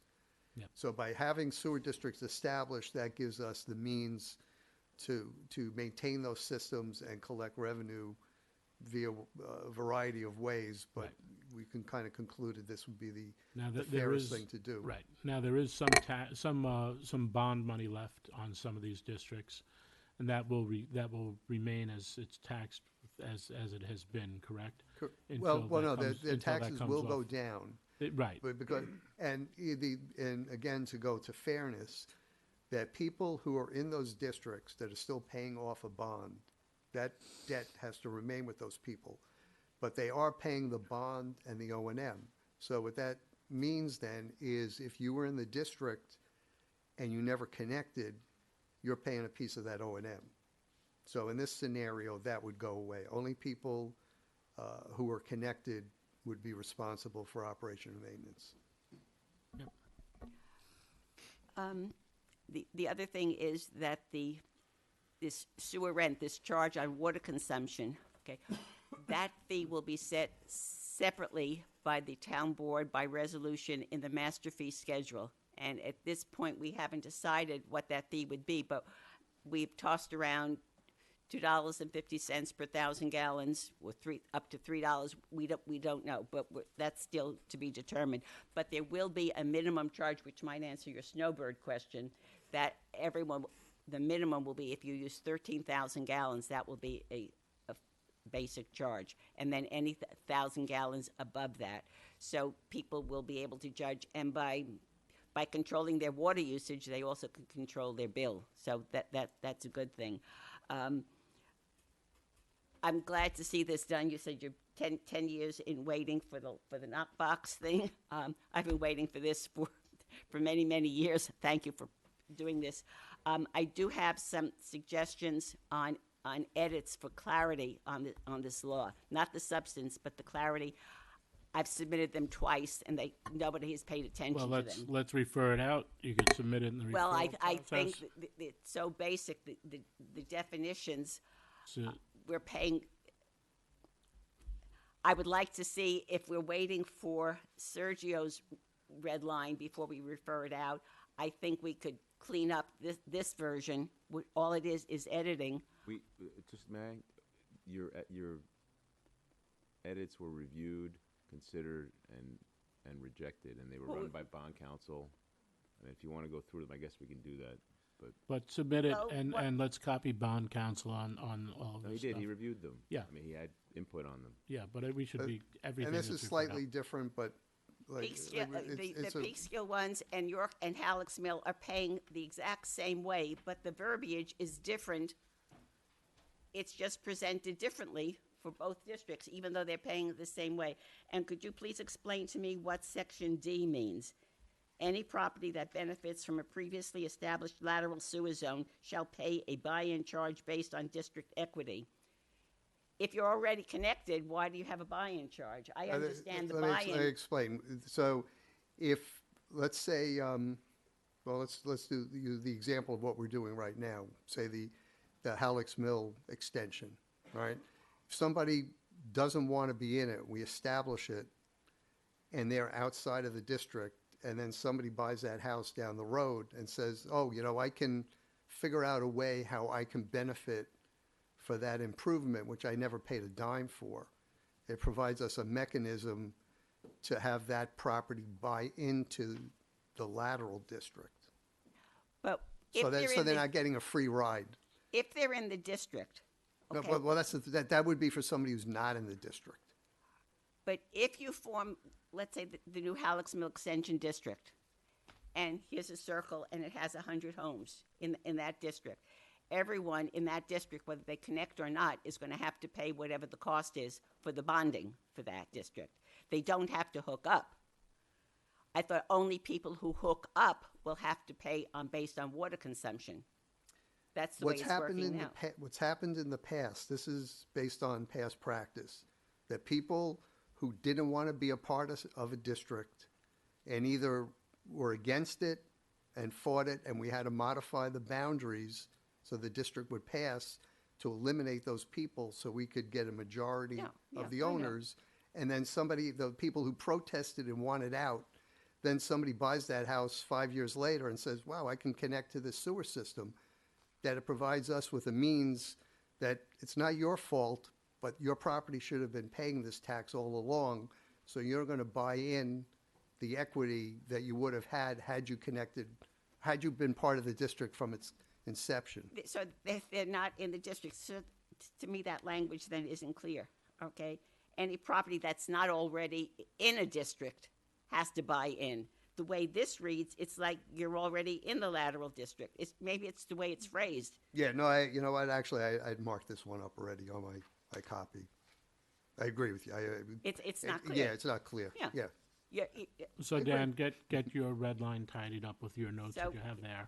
clear that Can up. I have a motion to refer this out? I'll make the motion. And I'll have to, Can I have I'd a like to see second? bond council's rejection of my editing things that just All in consolidate favor? definitions.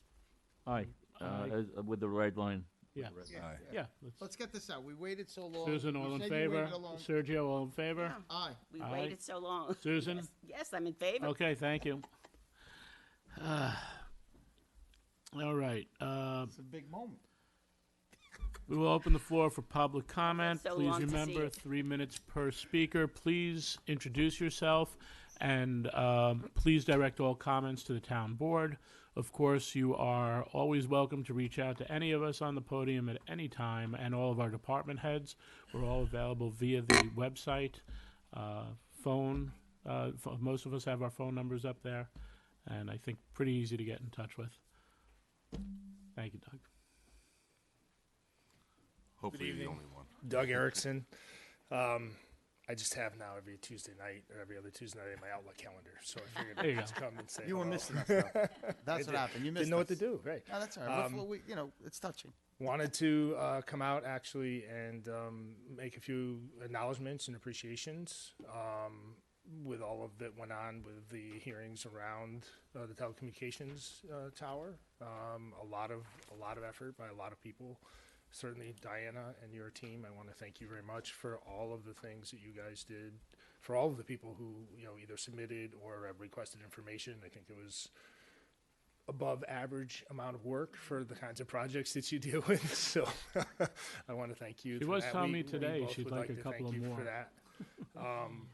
And all of you for the time and effort and energy you put in and the extra work that didn't probably what you signed up for when you took the role, because it was again above and beyond maybe the normal kinds of projects, and we want to thank you for that consideration and all the time you spent listening to us and all the other people that gave feedback, filtered through it all, and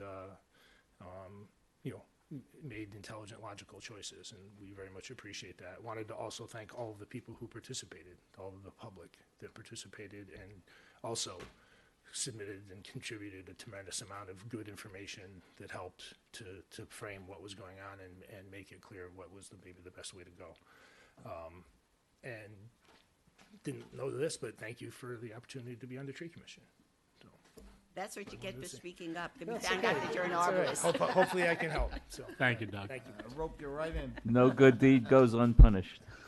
It's too funny. Good evening. Michael Hickens, Yorktown resident. Happy St. Patrick's Day to those who participate. One of the best things to have come out of the long and somewhat contentious debate over the cell phone tower was that the outcome dispelled the idea that the fix was in. It gave the lie to the idea that you can't fight City Hall, and it was a vivid demonstration of the power of the people.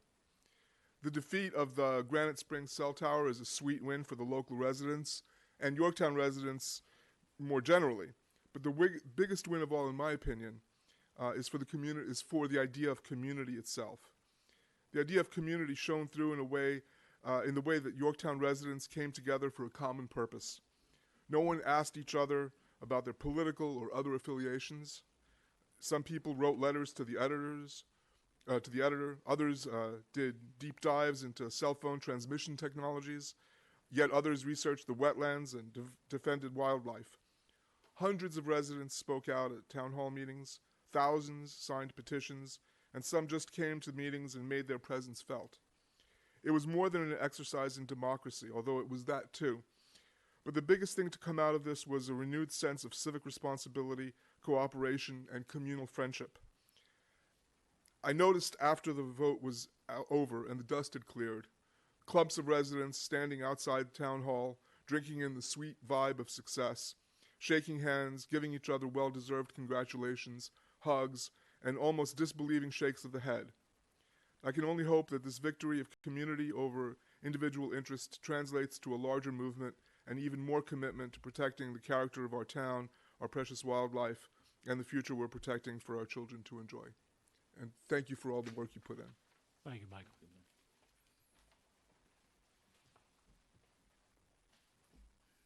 Good evening, Jan Mirchandani. There seems to be a theme here tonight. I also wanted to start by thanking you all for the decision in denying the wetlands permit, and really extend a heartfelt thank you to the residents who worked so hard to educate us all on the issue. And I would like to add, now that that decision is made, I would like to urge the board to rededicate it as parkland without delay. It was donated as green space, and I feel like this is the right thing to do, to rededicate it. It remains parkland, just to make it clear. Well, it was alienated, was it not? No. They'll answer it after. Okay. Yeah, and Okay. answer after, And let her keep get her it- time. No, it's not up, You'll be Diana, fine. it's not up on the thing. We're having a problem with. Oh, okay, tonight. thank you. Anyhow, I also wanted to address Councilman Esposito's comment. You had stated during the, before or after the vote was made, that you were able to make it because of home rule. but I just wanted to clarify. Home rule is simply the power to make local law, so it really had nothing to do with deciding, issuing or denying the permit. The FCC, however, does have rules that limit how and why localities can reject telecom infrastructure permits. So if there really is a genuine threat to a town's ability to deny a cell tower, it actually doesn't come from Albany, it comes from Washington. So just wanted to make that clear. On a separate subject, I wanted to thank and acknowledge the board for forming the committee to reevaluate our comprehensive plan. Something I've been advocating for years, and our 2010 plan is long overdue for an update, and I'm really glad to see that this process is finally moving forward. It really matters because we sit at a crossroads, quite literally. Route 6 and 202 create a major east-west corridor, the Taconic, obviously, major north-south corridor, which means that we have significant traffic flows through our community in every direction, making us a highly desirable location for big box stores and high volume commercial developers. And if we're not intentional about the kinds of growth that we invite, we risk turning our hamlet centers into something that look more like Central Avenue in Yonkers than a neighborly residential community. And I don't mean to disparage Yonkers. They actually have they got some good stuff going on down there. I'm just saying, I'm not sure that it's the vibe we want up here in Yorktown. But with a strong, updated plan applied consistently as a yardstick for every project that comes before this board, we can have hamlets that are genuine centers of community life and neighborhoods where open space, development, and the needs of residents are all in balance. Growth should benefit the community, not just the developers, and I look forward to seeing how this process unfolds, as I'm sure many other residents are. So thank you. Thank you.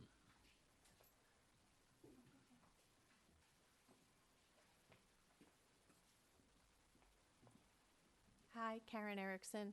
I just want to echo what Doug said, that going into this process 2 years ago, it was just two of us. And then in the last 6 months, it's been a much larger group. And I want to thank the board for being really open to hearing our research and then taking the information we were giving you and utilizing it to then do your own research and look into those topics much further than we could possibly go from where we were at. And I also think it gave me an opportunity to learn a lot about how you guys do your jobs and how our government functions. You know, I mean, I learned the power of a really strong foil and the information that you get from that and the things that you see that happen in a project long before it ever gets to you guys. So that you have a better understanding where the foundation is coming from before it gets to you or an advisory board, and how the whole process really works. And it was very educational to me. And I think that, you know, we've met pretty much with all of you separately, independently at our house or wherever. And I really do appreciate your openness and your willingness to come and talk to us. And, you know, I know a lot of people, because it was new to them, felt like it was just a done deal and everybody was closed off, and we never felt that. We always felt that you guys were willing to respond to whatever it was that we were talking about and tried to facilitate the best outcome. So I just want to thank you. Thank you, Karen. Hello, Vic Tozo, Shrub Oak. So I came running down tonight because there seems to be a problem. I don't know if it's just in my neighborhood, but the reruns to watch these meetings are not happening like they were before.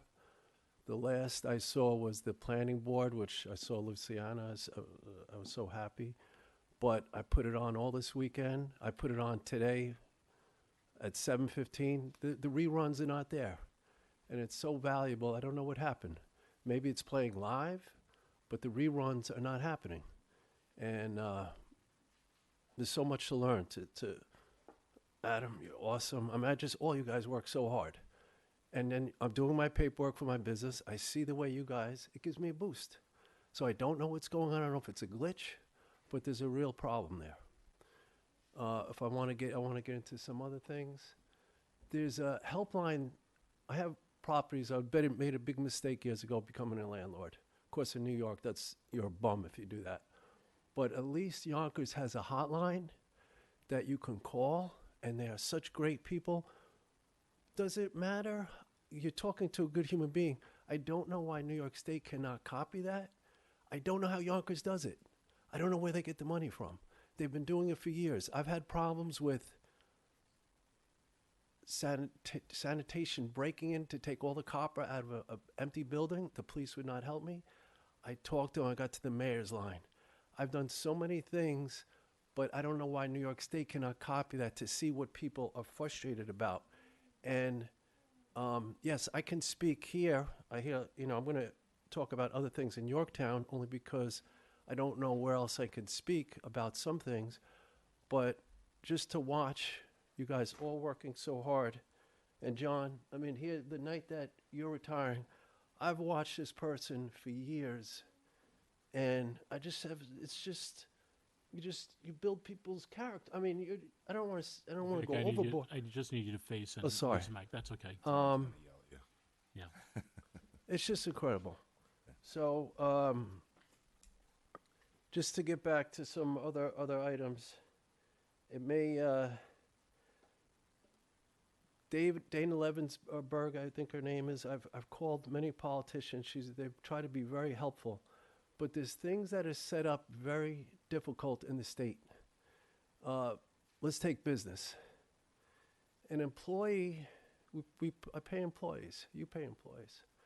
6 years later, they can come back up to 6 years later in this state and say they didn't get paid properly. Do you know how hard that is going back 5 years? I mean, if someone didn't get paid properly, they just resolved my case for somebody bring up something from 2 years ago, said they didn't get paid a week. But Dana's Leavenworth, in other words, I will reach out to her because she responds, but there should be a state number where you can call with some of these gripes. Vic, I'm sorry, your time is up. Thank you very much. No problem at all. Take care. Please feel free to contact my office if you want to discuss any of this. Sure, thank you. Michael Beeks, Yorktown. There's actually a question about the streetscape RFP. What I'm noticing is the Lake Caldor Business District is really booming, and the traffic, especially at the intersections of Keir Street and 118 and Downing Street and 118 for the trailway. I've seen 2 instances in the past, year that have been really scary for the pedestrians trying to cross, especially Downing Street. And I was wondering what you're planning on doing on restructuring that intersection to make it safe for pedestrians, especially with all the increased traffic on Downing Street and in that intersection. Thanks. Thank you, Mike. Anyone else for courtesy of the floor? That's okay.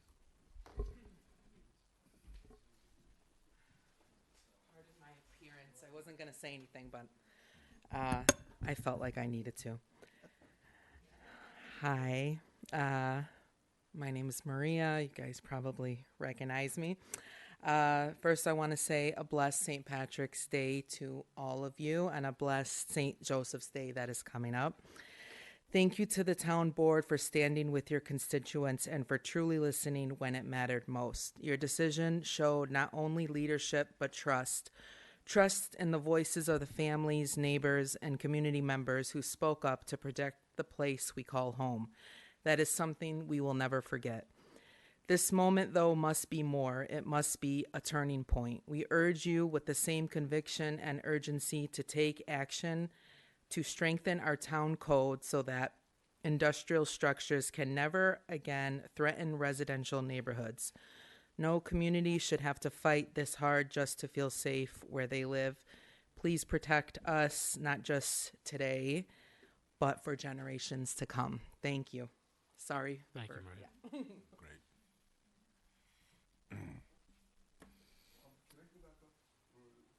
Sorry, Mike. It's one and done. All right. One chance only. Not a public hearing.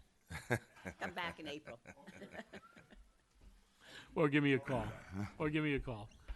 All right. Motion to close courtesy of the floor. Motion. Second. All in favor? Aye. All right.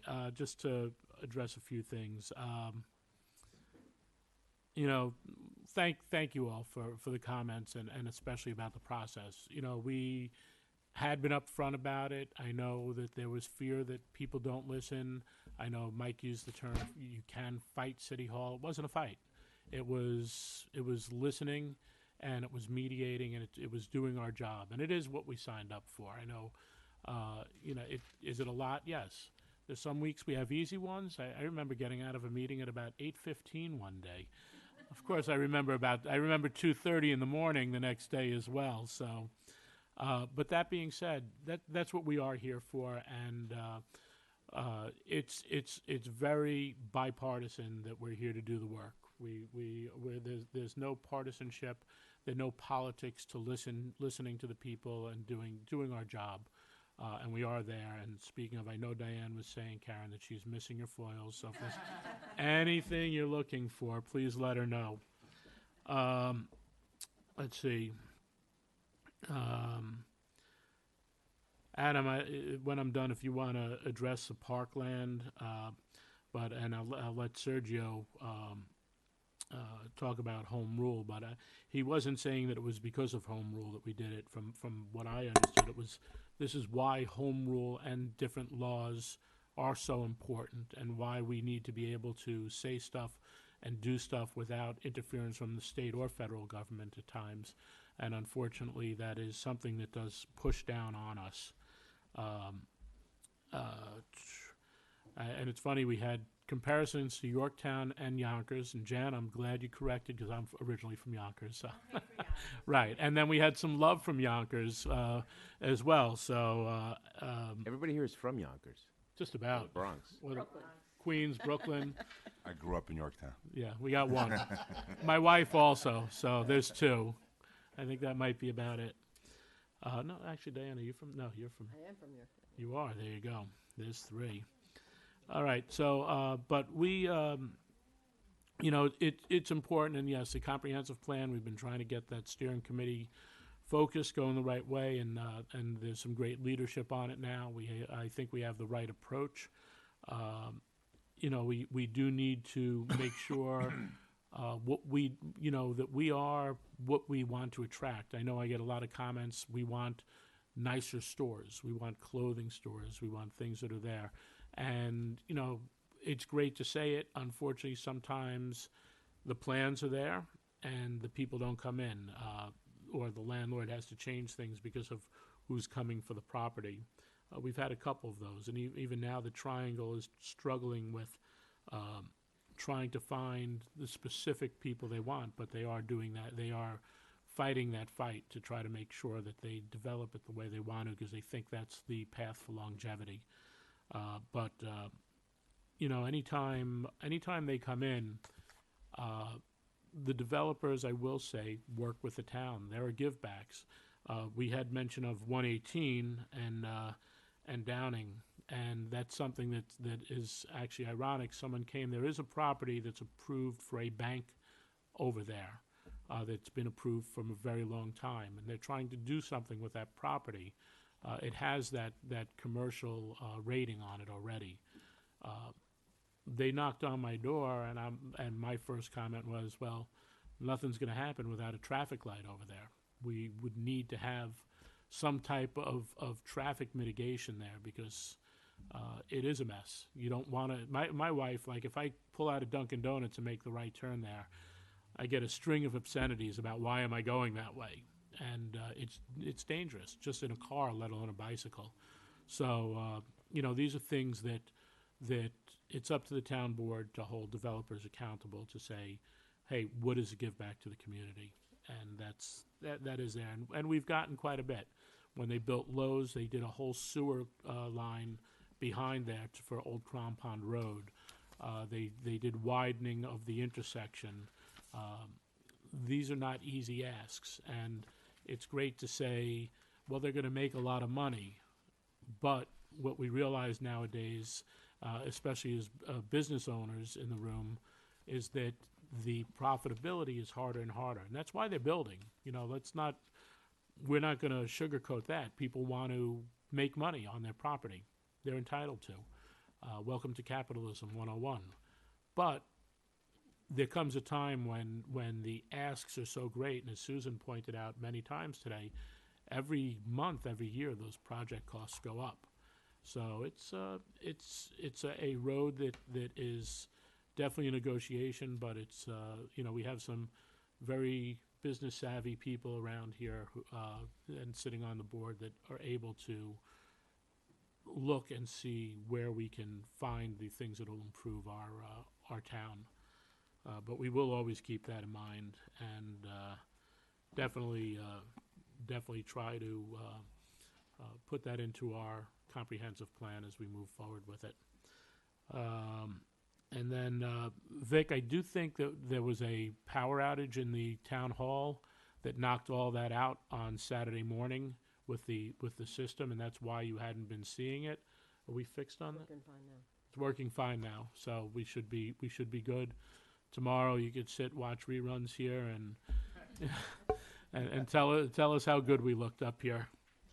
And that's I think I addressed all the comments about the thank you in the city hall and our job, and look, we'll continue to do such. We'll keep, we always have those things that we have to weigh, and we'll definitely look at some of the laws that are out there to see, as we're doing, there's laws that are 30 years old that have never been looked at, and we've been doing quite a bit of that, and we'll continue to. Adam, did you want to address the? Yeah, it's simple. It's still parkland. Okay, so even if something's alienated, It wasn't alienated. We Oh. got authority to alienate. authority to alienate. Still parkland. There you Nothing's go. changed. So the authority to alienate was, we got from the state, but we never fulfilled it. We never followed through on that. We didn't never do, we alienated. didn't do anything. Right. It's just Okay. nothing happened. Thank you. Effectively. Can we clarify? So a lot of people don't realize that. So can we basically emphasize, in whether it's in a resolution or whatever, that it's our intent as a town board to keep it now as parkland? I would prefer we take no further action on the matter for several reasons, which if you guys want, we can discuss separately. Over. All right. So basically, go ahead, Pat. I'm just going to make my quick search. Go ahead. I just want to let everybody know that, the process works. You've read my emails. I replied back. The process works. Our job is to listen. We listen to the applicant. If you want to come put a nuclear power plant in your front yard, you have a right to bring it in front of the board. We have to listen. That's our job. And we're not going to prove it, but Whoa, don't tell me how I'm voting. So, but our job is to listen, It's a good thing you added that last line. we listen to the applicant, we listen to the people, we listen to the other boards, and we have to sit here. And like Karen, like you said, our job, you learned what our job is. We have to sit here, and, and as residential versus municipality, you're building a house, you don't like your contractor, you could throw them off and get another one tomorrow. Here, we can't do that. If it's over something, then it has to go out for an RFP. We're stuck with that person for 30 days or whatever it is. There's different laws for residential municipalities, and the process in this particular case, it worked. We sat there, we listened for months, but that's our job. And, there's not one of us on this board is up here for the money. I happen to be in town for 60 years. This is my time to give back. That's all I'm doing. My life would be exponentially easier if I wasn't sitting up here. And like Susan said in the article in the paper, it's hard to sit on this side and that side. It's so much easier sitting over there, So that's my little 2 cents on the. I appreciate all the thank yous and acknowledgments, but I just want to understand how the process works for everything, and it does work. So, go ahead, sir. It would be exponentially easier, but not as fulfilling. Am I right? All right. Yes. So yeah, just to address Jan's comments on home rule, it is a home rule issue because if you look at let's take a couple of examples. The state decided to ban gas stoves. That has taken the power away from local municipalities, the local governments to approve or disapprove of something like that. So that came down from the state. They came in and to me, that's an infringement of the rights of a local municipality like this town board. There's the state, Hochul, Governor Hochul keeps trying to get something into the state budget where where that's going, you can build a building 3, 4, 5 stories as long as it's next to transportation. That would circumvent our laws, our zoning, and our rights to do what we want within the four corners of our town. That's home rule. That's an infringement. What's next? We ban gas stoves, we circumvent zoning laws, and we decide that we're going to tell everybody where to put cell towers as a state. That's an infringement on home rule. That's what I was referring to. And if you think it's far-fetched, I never thought the state would ban a gas stove. I mean, this is where we are. And the fact that we still had the power to decide on this, that's what made the process work. Because good luck talking to the state. Good luck showing up to a town hall for the state and airing your concerns, which I really appreciated.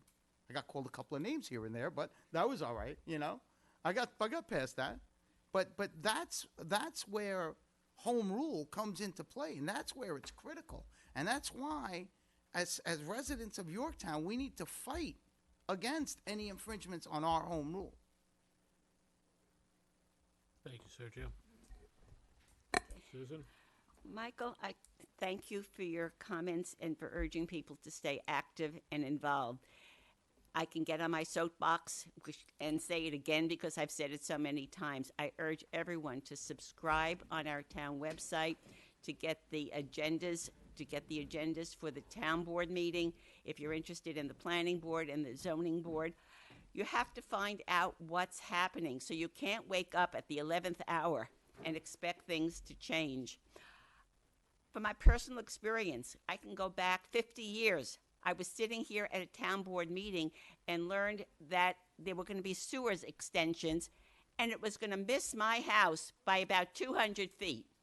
If I had never been in that meeting, I never would have known that, but I was able to work with my residents just the way the Ericksons worked and motivated their neighbors on an issue of importance to them, that I was able to motivate my neighbors, and we got the line extended. But had I not been at a town board meeting, I never would have known that.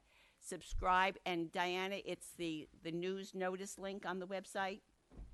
I don't remember because I'm subscribed, so I don't have to go to it often. Just look at the homepage and subscribe and stay informed. You don't have to come to town board meetings. When I walked in at 7:25 today, I said, "Oh my gosh, I think only one person was here." Miranda, I didn't count you because you're a separate category. Only one person was here, and I was so disappointed. Now I know it's much more convenient to watch the meetings live stream at home, all right? Getting your PJs, you have some popcorn, whatever. It's much more comfortable. But you can't talk at courtesy of the floor. But I encourage people to do that. And to Nick, to your comments, Diana explained about the power outage. But the videos of town board, planning board, zoning board meetings, and even the senior advisory committee are online. You could go back to 2015 and pick out May 25th, whatever the date was, and watch the video there. And you watch it at your convenience, not necessarily on whether Channel 20 or 33 is scheduling it at a certain hour. So at your convenience, and I have used that many, many times when I think, what happened? Who said what in 2012? And that archive, which is there, and it's a fabulous resource when you've missed it. Tying into what you said, Karen, about foils, right? Before I got on this board, I was a frequent foiler. So the way to get around that is you join the town board, because now you just say, send it to me, all right? So think about that next time in 2027 when we have candidates for town board. It saves you a lot of foiling to do.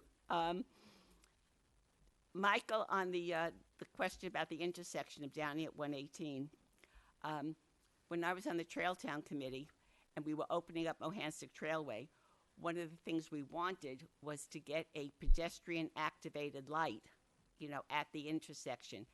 It's because it's a state road, had to go through DOT. They came up with all kinds of reasons why not, but I think it's something, if the town pushed for it, and we could possibly look for grants for it, that is critical. It was critical then for the use of the trailway, and it's more critical now because of the increased traffic from Yorktown Green. And I regret that I forgot to add that to the streetscape design, but maybe the town board can still do that. A pedestrian activated one would be less, and also can be done. I forget the terminology. I still have it buried in some folder in my computer. That it could be activated by the traffic that is coming. In fact, Underhill Farms, I think, talked about that during the planning process when they were before the planning board, because people who live in Underhill Farms will have to cross Underhill Avenue to get to the sidewalk, because there's only going to be the sidewalk on the south side of Underhill, not on the north side. And they were talking at the time about having one of those pedestrian-controlled lights. It activates when the traffic is coming. It's a rapid something or other. I forgot the name of it. And I hope that the town board would continue to look at that. Jan, on the comp plan, I'm glad that we're looking and updating some of the sections, but I always caution residents that the comp plan is a vision and it's a goal that the town would like to see. But it's up to the property owners to want to come forward and do something. And I guess the best example is the Roma building. Many years ago, we had a plan to tear down that building and put up something brand new. You might, not everybody liked the design, but at least there was going to be something new. For any number of reasons, the project died. And now we know the property is up for sale. So as much as the comp plan would like to say this is what we would like to see, it's really up to the town working with a property owner to want to do something. Also, I think we would all love to see in the center, in our key hamlet, not to have 2 gas stations on the corners. But it's not for us to say, go away, take it down, right? We can't do that. The property owner has a right to be there. And so the comp plan is a good vision, and it's a guide that the town works with. And as Ed said, we work with developers, and it is a give and take. But it's not the comp plan is not the be-all and end-all. Thank you. Thank you, Susan. Karen, keep the foils going, or join the board. Yeah, a couple of things first. I want to reiterate what Pat indicated.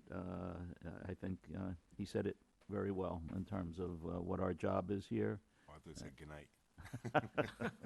or happy St. Patrick's Day, but what our job is here, why we're on the board, and we are here to listen and do what after getting all the information that's relevant on a particular matter, then to weigh in and vote our conscience. Is it Vic that spoke about the meetings? I don't know whether or not it's as simple as this, but and again, I guess I'm dealing with someone not as tech savvy as Sergio or Pat, but I tried to look at some videos on my phone, and it was I saw the video, the town board meeting, and I went to click on it, and nothing was happening, and I was hitting it, and I thought, you know what, I don't know why these videos aren't coming up on my phone. Then I realized that I had to scroll to the left, and then it said watch, and then you hit watch, and the video came up. So I don't know whether or not it's as simple as that, but just letting you know that I was having the same problem, and I was also frustrated.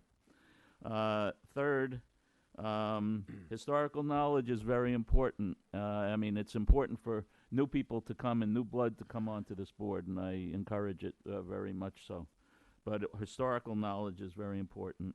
And when we work with, we talk about how this town works with developers, and developers, they're not always that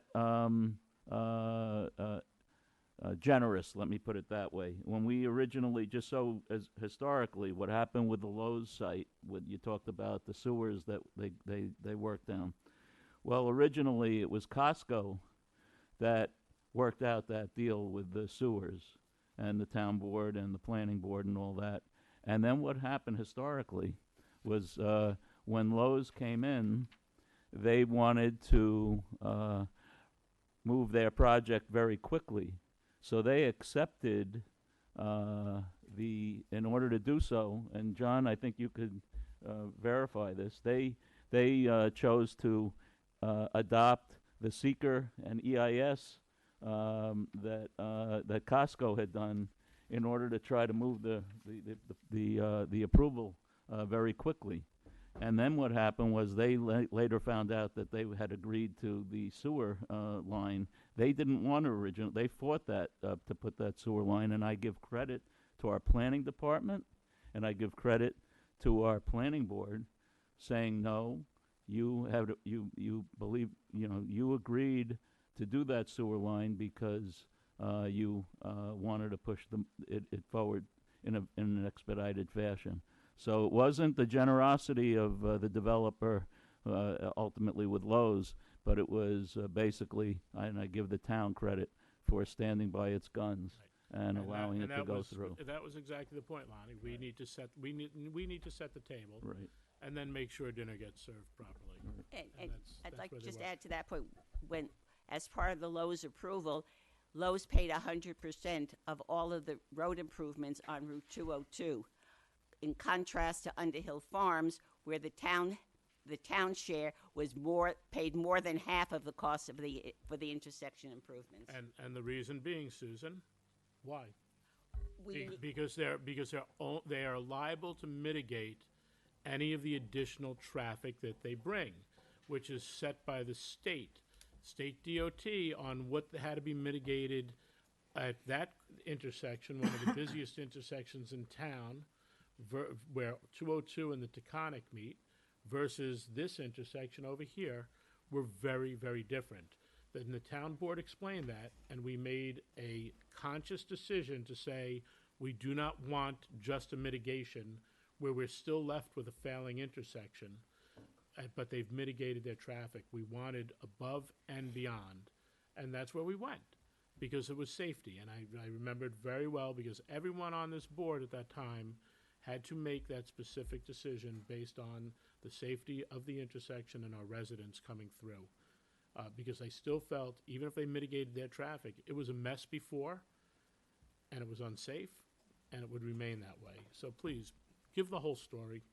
The whole story is we could have required Underhill Farms to pay it all. All right. Anything else? No, that's that. And what did you say, Patrick? No, just saying, I live right up Morningview, and the traffic is exponentially better, even with the half a job that they did, you know? We're waiting. No. The half a job they've been able to do, they're waiting for during the winter. Right. I get it, but, you know? So. Traffic is exponentially better. All right, so let's move on.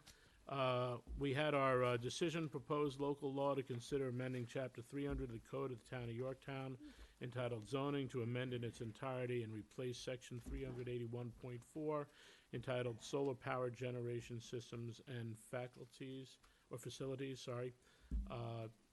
Adam, 1,000-yard view. Sure, the big change is that there's no new large-scale systems in residential districts, but there are several other changes, including setback changes, height limitations for canopy and other ground-mounted systems.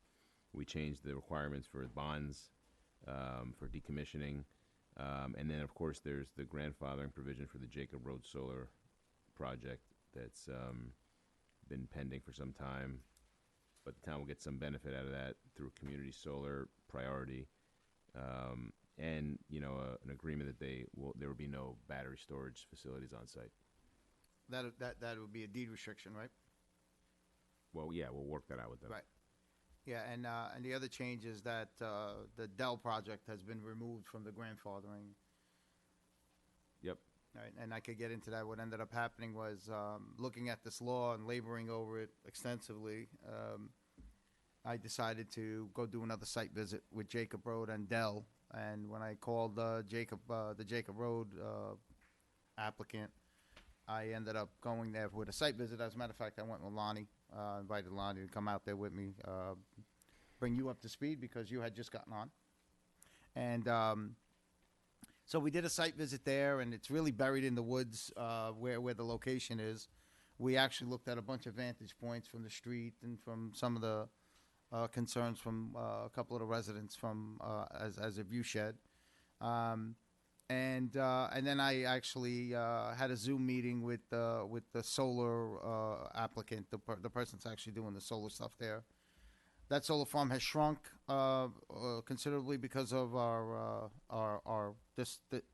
according to the guidelines and restrictions set forth in this law that we're discussing now that we've had the solar farm, the public hearing already on. As far as the Dell Avenue project, I reached out to them, got a response sometime thereafter. I asked the Adam, our town attorney, to reach out to the attorney for the Dell project.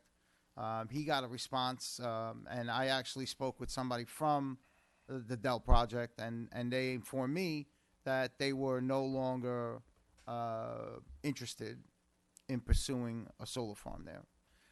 And so, as such, I thanked them for their honesty, and then I contacted the town attorney, spoke to Ed about it, about my meeting, and then I requested that the Dell project be removed from the grandfathering since they're not interested in doing it. Why are we doing that? And so that was one of the changes that post the public hearing that made that changed this iteration of what we're potentially voting on tonight. So that's where we're at. There are benefits to the community solar program that Adam, the town attorney, had mentioned, and this would effectively stop large-scale ground-mounted solar, not any other type of solar, not solar on your house, in residential neighborhoods, with the one caveat that we grandfather, which has some benefits. Just trying to balance, the environment, our neighborhoods, and everything in between in this law here. So that's how we came across, and that's why the Dell project has been removed from the grandfathering. They're keeping the connection to the trail. Yes, and that was another issue that I spoke to them about. They had unintentionally removed the Jacob Road project. The back there was a trail that's connecting to another trail back there that circulates that goes around the solar project portion, and that has been re-implemented. It is back in, and actually, speaking to the Fire Advisory Board, I have some comments about that road. We could possibly use it for life safety, and I'll speak to you, Adam, about that, about some comments, and then I'll put it to the planning board and let you know what their comments were, the Fire Advisory Board. So there's been a lot of work, a lot of research, a lot of legwork, a lot of time that went into, not just by me, by everybody here, that went into this law. Thank you. I will say that I plan to vote against this law for two reasons. While I agree that large-scale ground-mounted solar arrays do not belong in residential neighborhoods, and I have said that for years now, okay, it is appropriate possibly on some sites, and the best examples would be the Arcadia Horse Farm off Baptist Church Road, which is in an unused pasture that you do not see it. The same thing goes with the Hemlock Hill Farms, which was, I think, one of our first ones. Again, unused pasture. You go down the road, you don't see it. And there could be other examples where there could be appropriate sites. And going back to 2020, when previous boards was first discussing a solar law, I said, let's do it on a case-by-case basis. It may be appropriate in some sites, but not in others. And that's why I oppose the ban. At several past meetings, Sergio, you said you'd like to see it allow it on agricultural sites, for example, like Arcadia or Hemlock Hill. And I said, in Yorktown, there's no such zoning for agricultural use. The farms are on residentially zoned property. So, in effect, you are banning them. There may be some appropriate sites. I think we all agree that as a town, we have to do more to promote the use of solar. The second reason I'm voting no is I oppose the grandfathering provision for Jacob Road. The town board passed 2 moratoriums, and two members of this board voted on both moratoriums. And they said the moratoriums were very clear, no grandfathering. And when Jacob Road, if Jacob Road decided to pursue its application, it was doing it at its own risk. And they knew throughout this process that they could be banned. So to give them now what we said we weren't going to grandfather, I think is hypocritical. And if you're saying that solar farms do not belong in residential neighborhoods, then why are you allowing Jacob Road? So those are my reasons. Many years ago, I said let's have a floating zone type of an amendment, floating zone type of a solar law, where we look at each application on a case-by-case basis. So we get the best of 2 worlds. We get solar, which we need, but we also would help some property owners, some of our farms, okay? And we put it where it's appropriate, where there are no visual impacts, no environmental impacts. We're not cutting down hundreds and hundreds of trees. So if Susan's so interested in the farms, then when I brought it up that I would like to have the farms in there, I said let's specifically name the certain farms. You just named 2 of them that would be a perfect fit. And what I wanted was in the law, because accuracy matters, right? What I wanted in the law is that we listed the locations, the specific locations, as part of the grandfathering. You disagreed with me. You chose not to go down that road. What you want is your floating zone, and that's it. You're fixed on that one concept, and you weren't able to be flexible.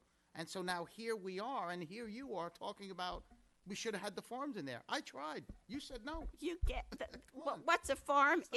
What's a farm is changeable. Okay, somebody could have 20 acres now, and it's just vacant land, and it's just a forest. And 2 years from now, they can decide to farm it. Okay.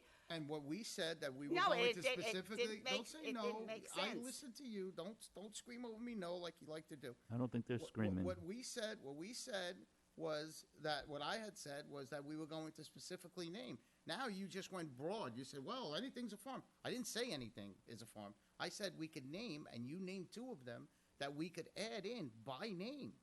That's what I said. That's what I have always said. That's what I have consistently said, and you have misrepresented what I'm saying. Those projects already exist. Okay, are you going to say you're going to add? Let's just drop the subject. Exactly. All right, so. The point is your suggestion so didn't make if I sense. may. From a land use perspective, it didn't make sense. Okay.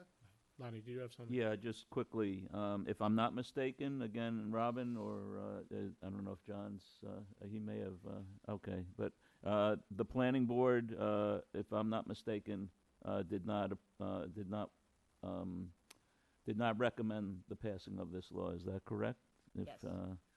It was She in can't- their she can't memo. answer from back there. Okay. But yes, I you think could that's you could correct. state that. That's accurate. Okay. And secondly, I think I can agree with a lot of what Susan said. It's funny tonight. I'm agreeing with both Susan and I'm agreeing with Pat, and I think that's a wonderful thing. But in any event, I've always taken the position: right project, right location, and I think that this law hamstrings us and ties our hands in that regard. And I would, in all likelihood, unless I hear something different, I would vote nay. You will get to an the- opportunity. yeah. So, I will say that when we spoke about the grandfathering, it was while we were adjusting the regulations. There was no talk of discontinuing it. But listening to our residents, which was quite a big issue today, a lot of people do have an issue with the structures around their homes, commercial structures around or industrialized structures around their homes. And yes, I do feel that there could be appropriate places. As you and Sergio walked the farm there, or Jacob Road, so did Susan, myself, and Patrick. All went on a visit. And we did walk it, and we did look, and there are things that can be appropriate. Patrick and I went over on another visit. I think Adam came on that one as well, over to the Dell Farm. Thank you. Brain's not working too good today. We went to Dell Farm and we did quite a hike around the perimeter from up above and looking at things, and that actually brought some more changes to that one from a visualization point of view, because that seems to be the hot topic. Can this law be looked at down the road? Absolutely. But I do think that our town people have spoken that they do not really want these in their neighborhoods, especially in high visibility. And I think that's an important aspect as well. So I would, if I don't want to interrupt, but I agree with you, and I feel very important about people, the community and their desires. But that's why, again, I keep stressing right project, right location. And I think that, for example, the tower was the wrong project and wrong location. So I'm not arguing against that aspect at all. But I will say that, once again, any law we make, as we're seeing now, can be looked at in the future. There could be changes in how much space is needed, what the visibility is, and that'll be addressed at that point. I think solar is extremely important. I don't think we're going to solve the energy problems on our own. I think we do have quite a few solar farms, which helps. We've been doing the thing, but this is sort of a tap the brakes too. And Dell is one that would have been highly visible, and Jacob is one that really gets hidden away. So. Which, again, perfect example. You're using the discretion. You're right project, right location. I just don't think we have the right mechanism right now, as I stated before, when we brought up the floating zones. So, according to Halston Media, we have 5 completed large-scale solar farms in the town of Yorktown. Right. So I mean, I think we've shown responsibility in facilitating the need for solar, because the energy crisis, there's not one solution. It's not just like, let's get solar, let's get this, let's get nuclear. It's all of it. We need all of it, and I think we've acted responsibly here. So all right. And there are other people that want us to. The conundrum is, you're going to knock down trees in order to put up solar panels in a lot of these floating zone areas. That's the dichotomy that you have to contend with. And I think we've done our due diligence, and I think it's a pump the brakes, like the supervisor mentioned. And I'll be honest with you, there have been people on this board and the previous board who it was a little bit of an argument on that grandfathering, but I do think it's important, and we do get the community solar benefit out of it. So, I've been pushing for that, and then once again we'll have a see. But this is the compromise that has come out of debates since last year, and I think that's sometimes all you could hope for is both of us or all of us walking away a little disappointed, but knowing that we got something and we'll be able to move forward in the future. But again, the argument, I agree that the Jacob Road, having walked it, the only visibility issue would be from the farm, the Wilkins farm, I think. And but other than that, I think it's completely screened. And but again, it's a perfect example of why I think the law is defective in doing a full ban, because you're grandfathering for the reason because it's the right project in the right location. I understand, but even that, like I said, the mechanism to get to that point needs to be strengthened. If we could come up with a strengthening mechanism for that down the road, that's fine. Well, But the town board never considered, they never gave any consideration to the floating zone. what do you, Susan? You mentioned the floating zone about 28 times Yeah, on but you this never really table. considered it. Yes, we did. We We had the listened we to it had out the of hand. conversation. You and- dismissed it out of hand. But no, I didn't, and my answer was very similar. That right now we don't have the mechanism. It would become an absolute circus, and we need to figure out the way for it to be done. You didn't want it with planning. It has to stay at the town board level, and then it becomes a politicized event, and that's not the answer. So, so could I have a motion to approve the local law amending Chapter 300, the Code of Town of Yorktown, entitled Zoning, to amend its entirety and replace Section 381.4, entitled Solar Power Generation Systems and Facilities? Motion. Do I have a second? Second. All in favor? Aye. Aye. Opposed? Nay. Okay, thank you. All right, I'd like to jump into the resolutions. From the Albert A. Capellini Community and Cultural Center, authorize use of the Nutrition Center at the Albert A. Capellini Community and Cultural Center for 5 hours on Sunday, April 12th, 2026, by lights of tomorrow, and waive the rental and overtime fee of $750. Excuse me, guys. We'd like to finish. Thank you. From the Engineering Department, award the bid for ultraviolet lamp replacements, disinfection system lenses, and maintenance parts for the water pollution control plant as enumerated in the end of the resolution. I am definitely not reading. Dan, Please don't read all Dan this. loves giving me 2-page resolutions. From the Office of the Town Clerk, authorize the upgrade of audiovisual equipment and to provide closed captioning services. So we have, we have the 3 proposals. In addition to the closed captioning, are we getting any new equipment that's not related to closed captioning? We may get some new video streaming equipment because we have a problem with the syncing of you talking and what's going on the video. In the past, we used to get money from Cablevision. Do we still get that kind of money, PEG money? We are. I believe that's part of something they're working on now. Yeah, we do get money, but it gets adjusted by usage, and so many people have cut the cord to cable that dollar amount goes down. I've been in contact and negotiations with Altice now, I think it is, and trying to get that worked out. Is it, do we need a new contract, or is there an existing contract that has this? There's an existing contract, but it needs, they want to make sure that we get together and look at it. So it's going to be a negotiation that we'll have shortly. Lots of things have changed since Altice took over. Yeah. You know? Okay. Things change.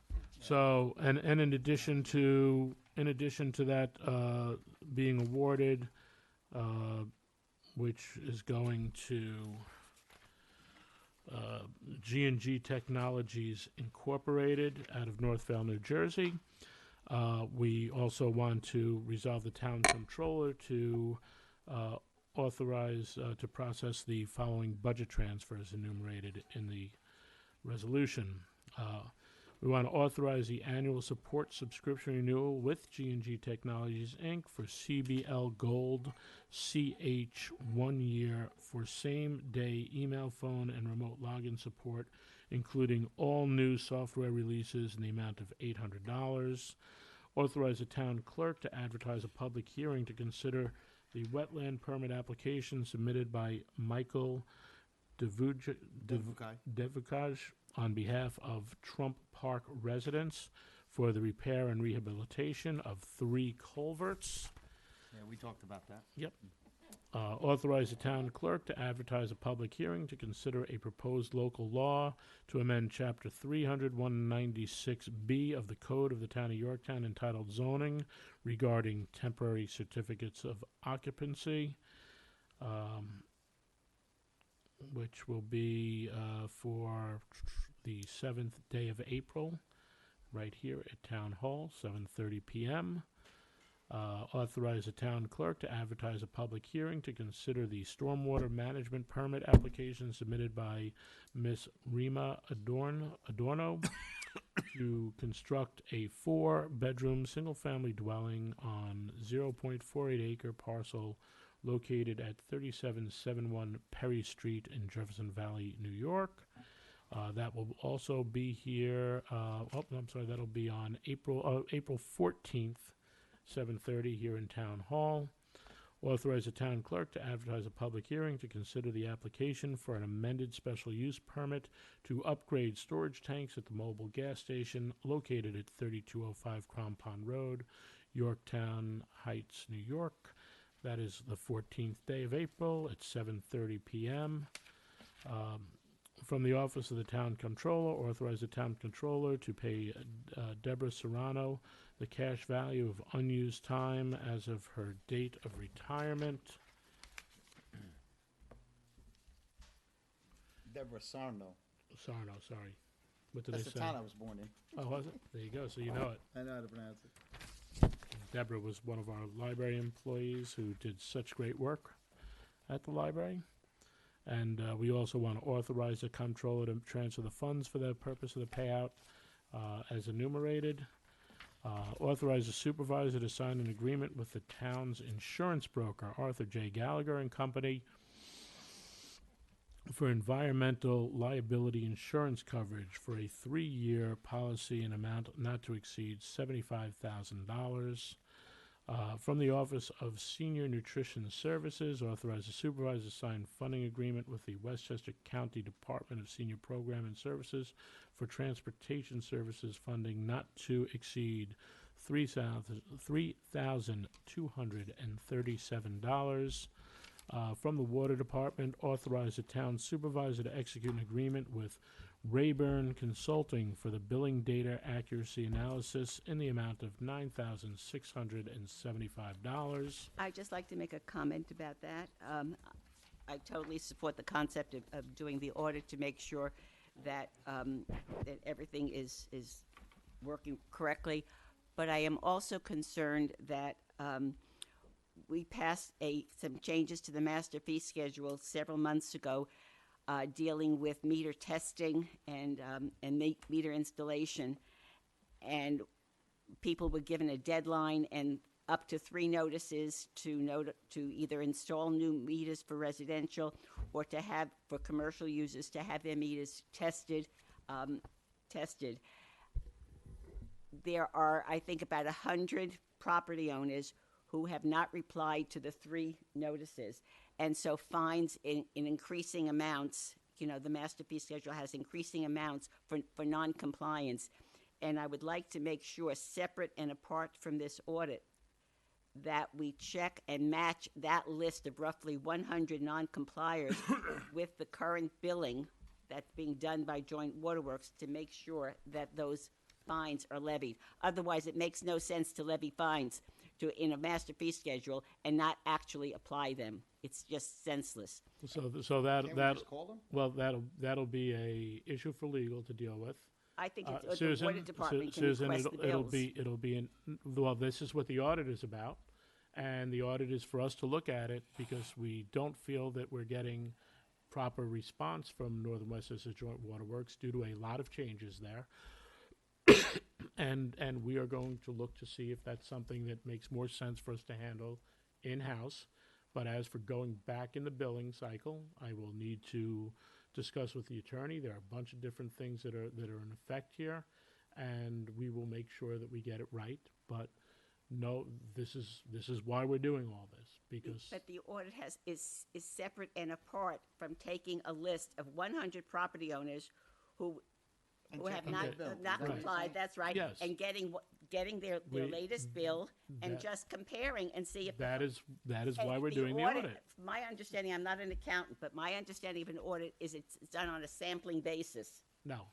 All right. This is something in particular that's being looked at, and it's The part question it's part of the whether reason the I'm fines are actually being leveled, and I'm concerned because, yes, there have been changes, at staffing changes at the Joint Waterworks, but the town for years and years has talked about bringing the billing in-house, and we haven't done that, and that's a whole separate discussion. But I want to make sure that since we took the steps to levy the fines, penalties for non-compliance, that we're actually enforcing what we did. Otherwise, we wasted our. No, we understand that.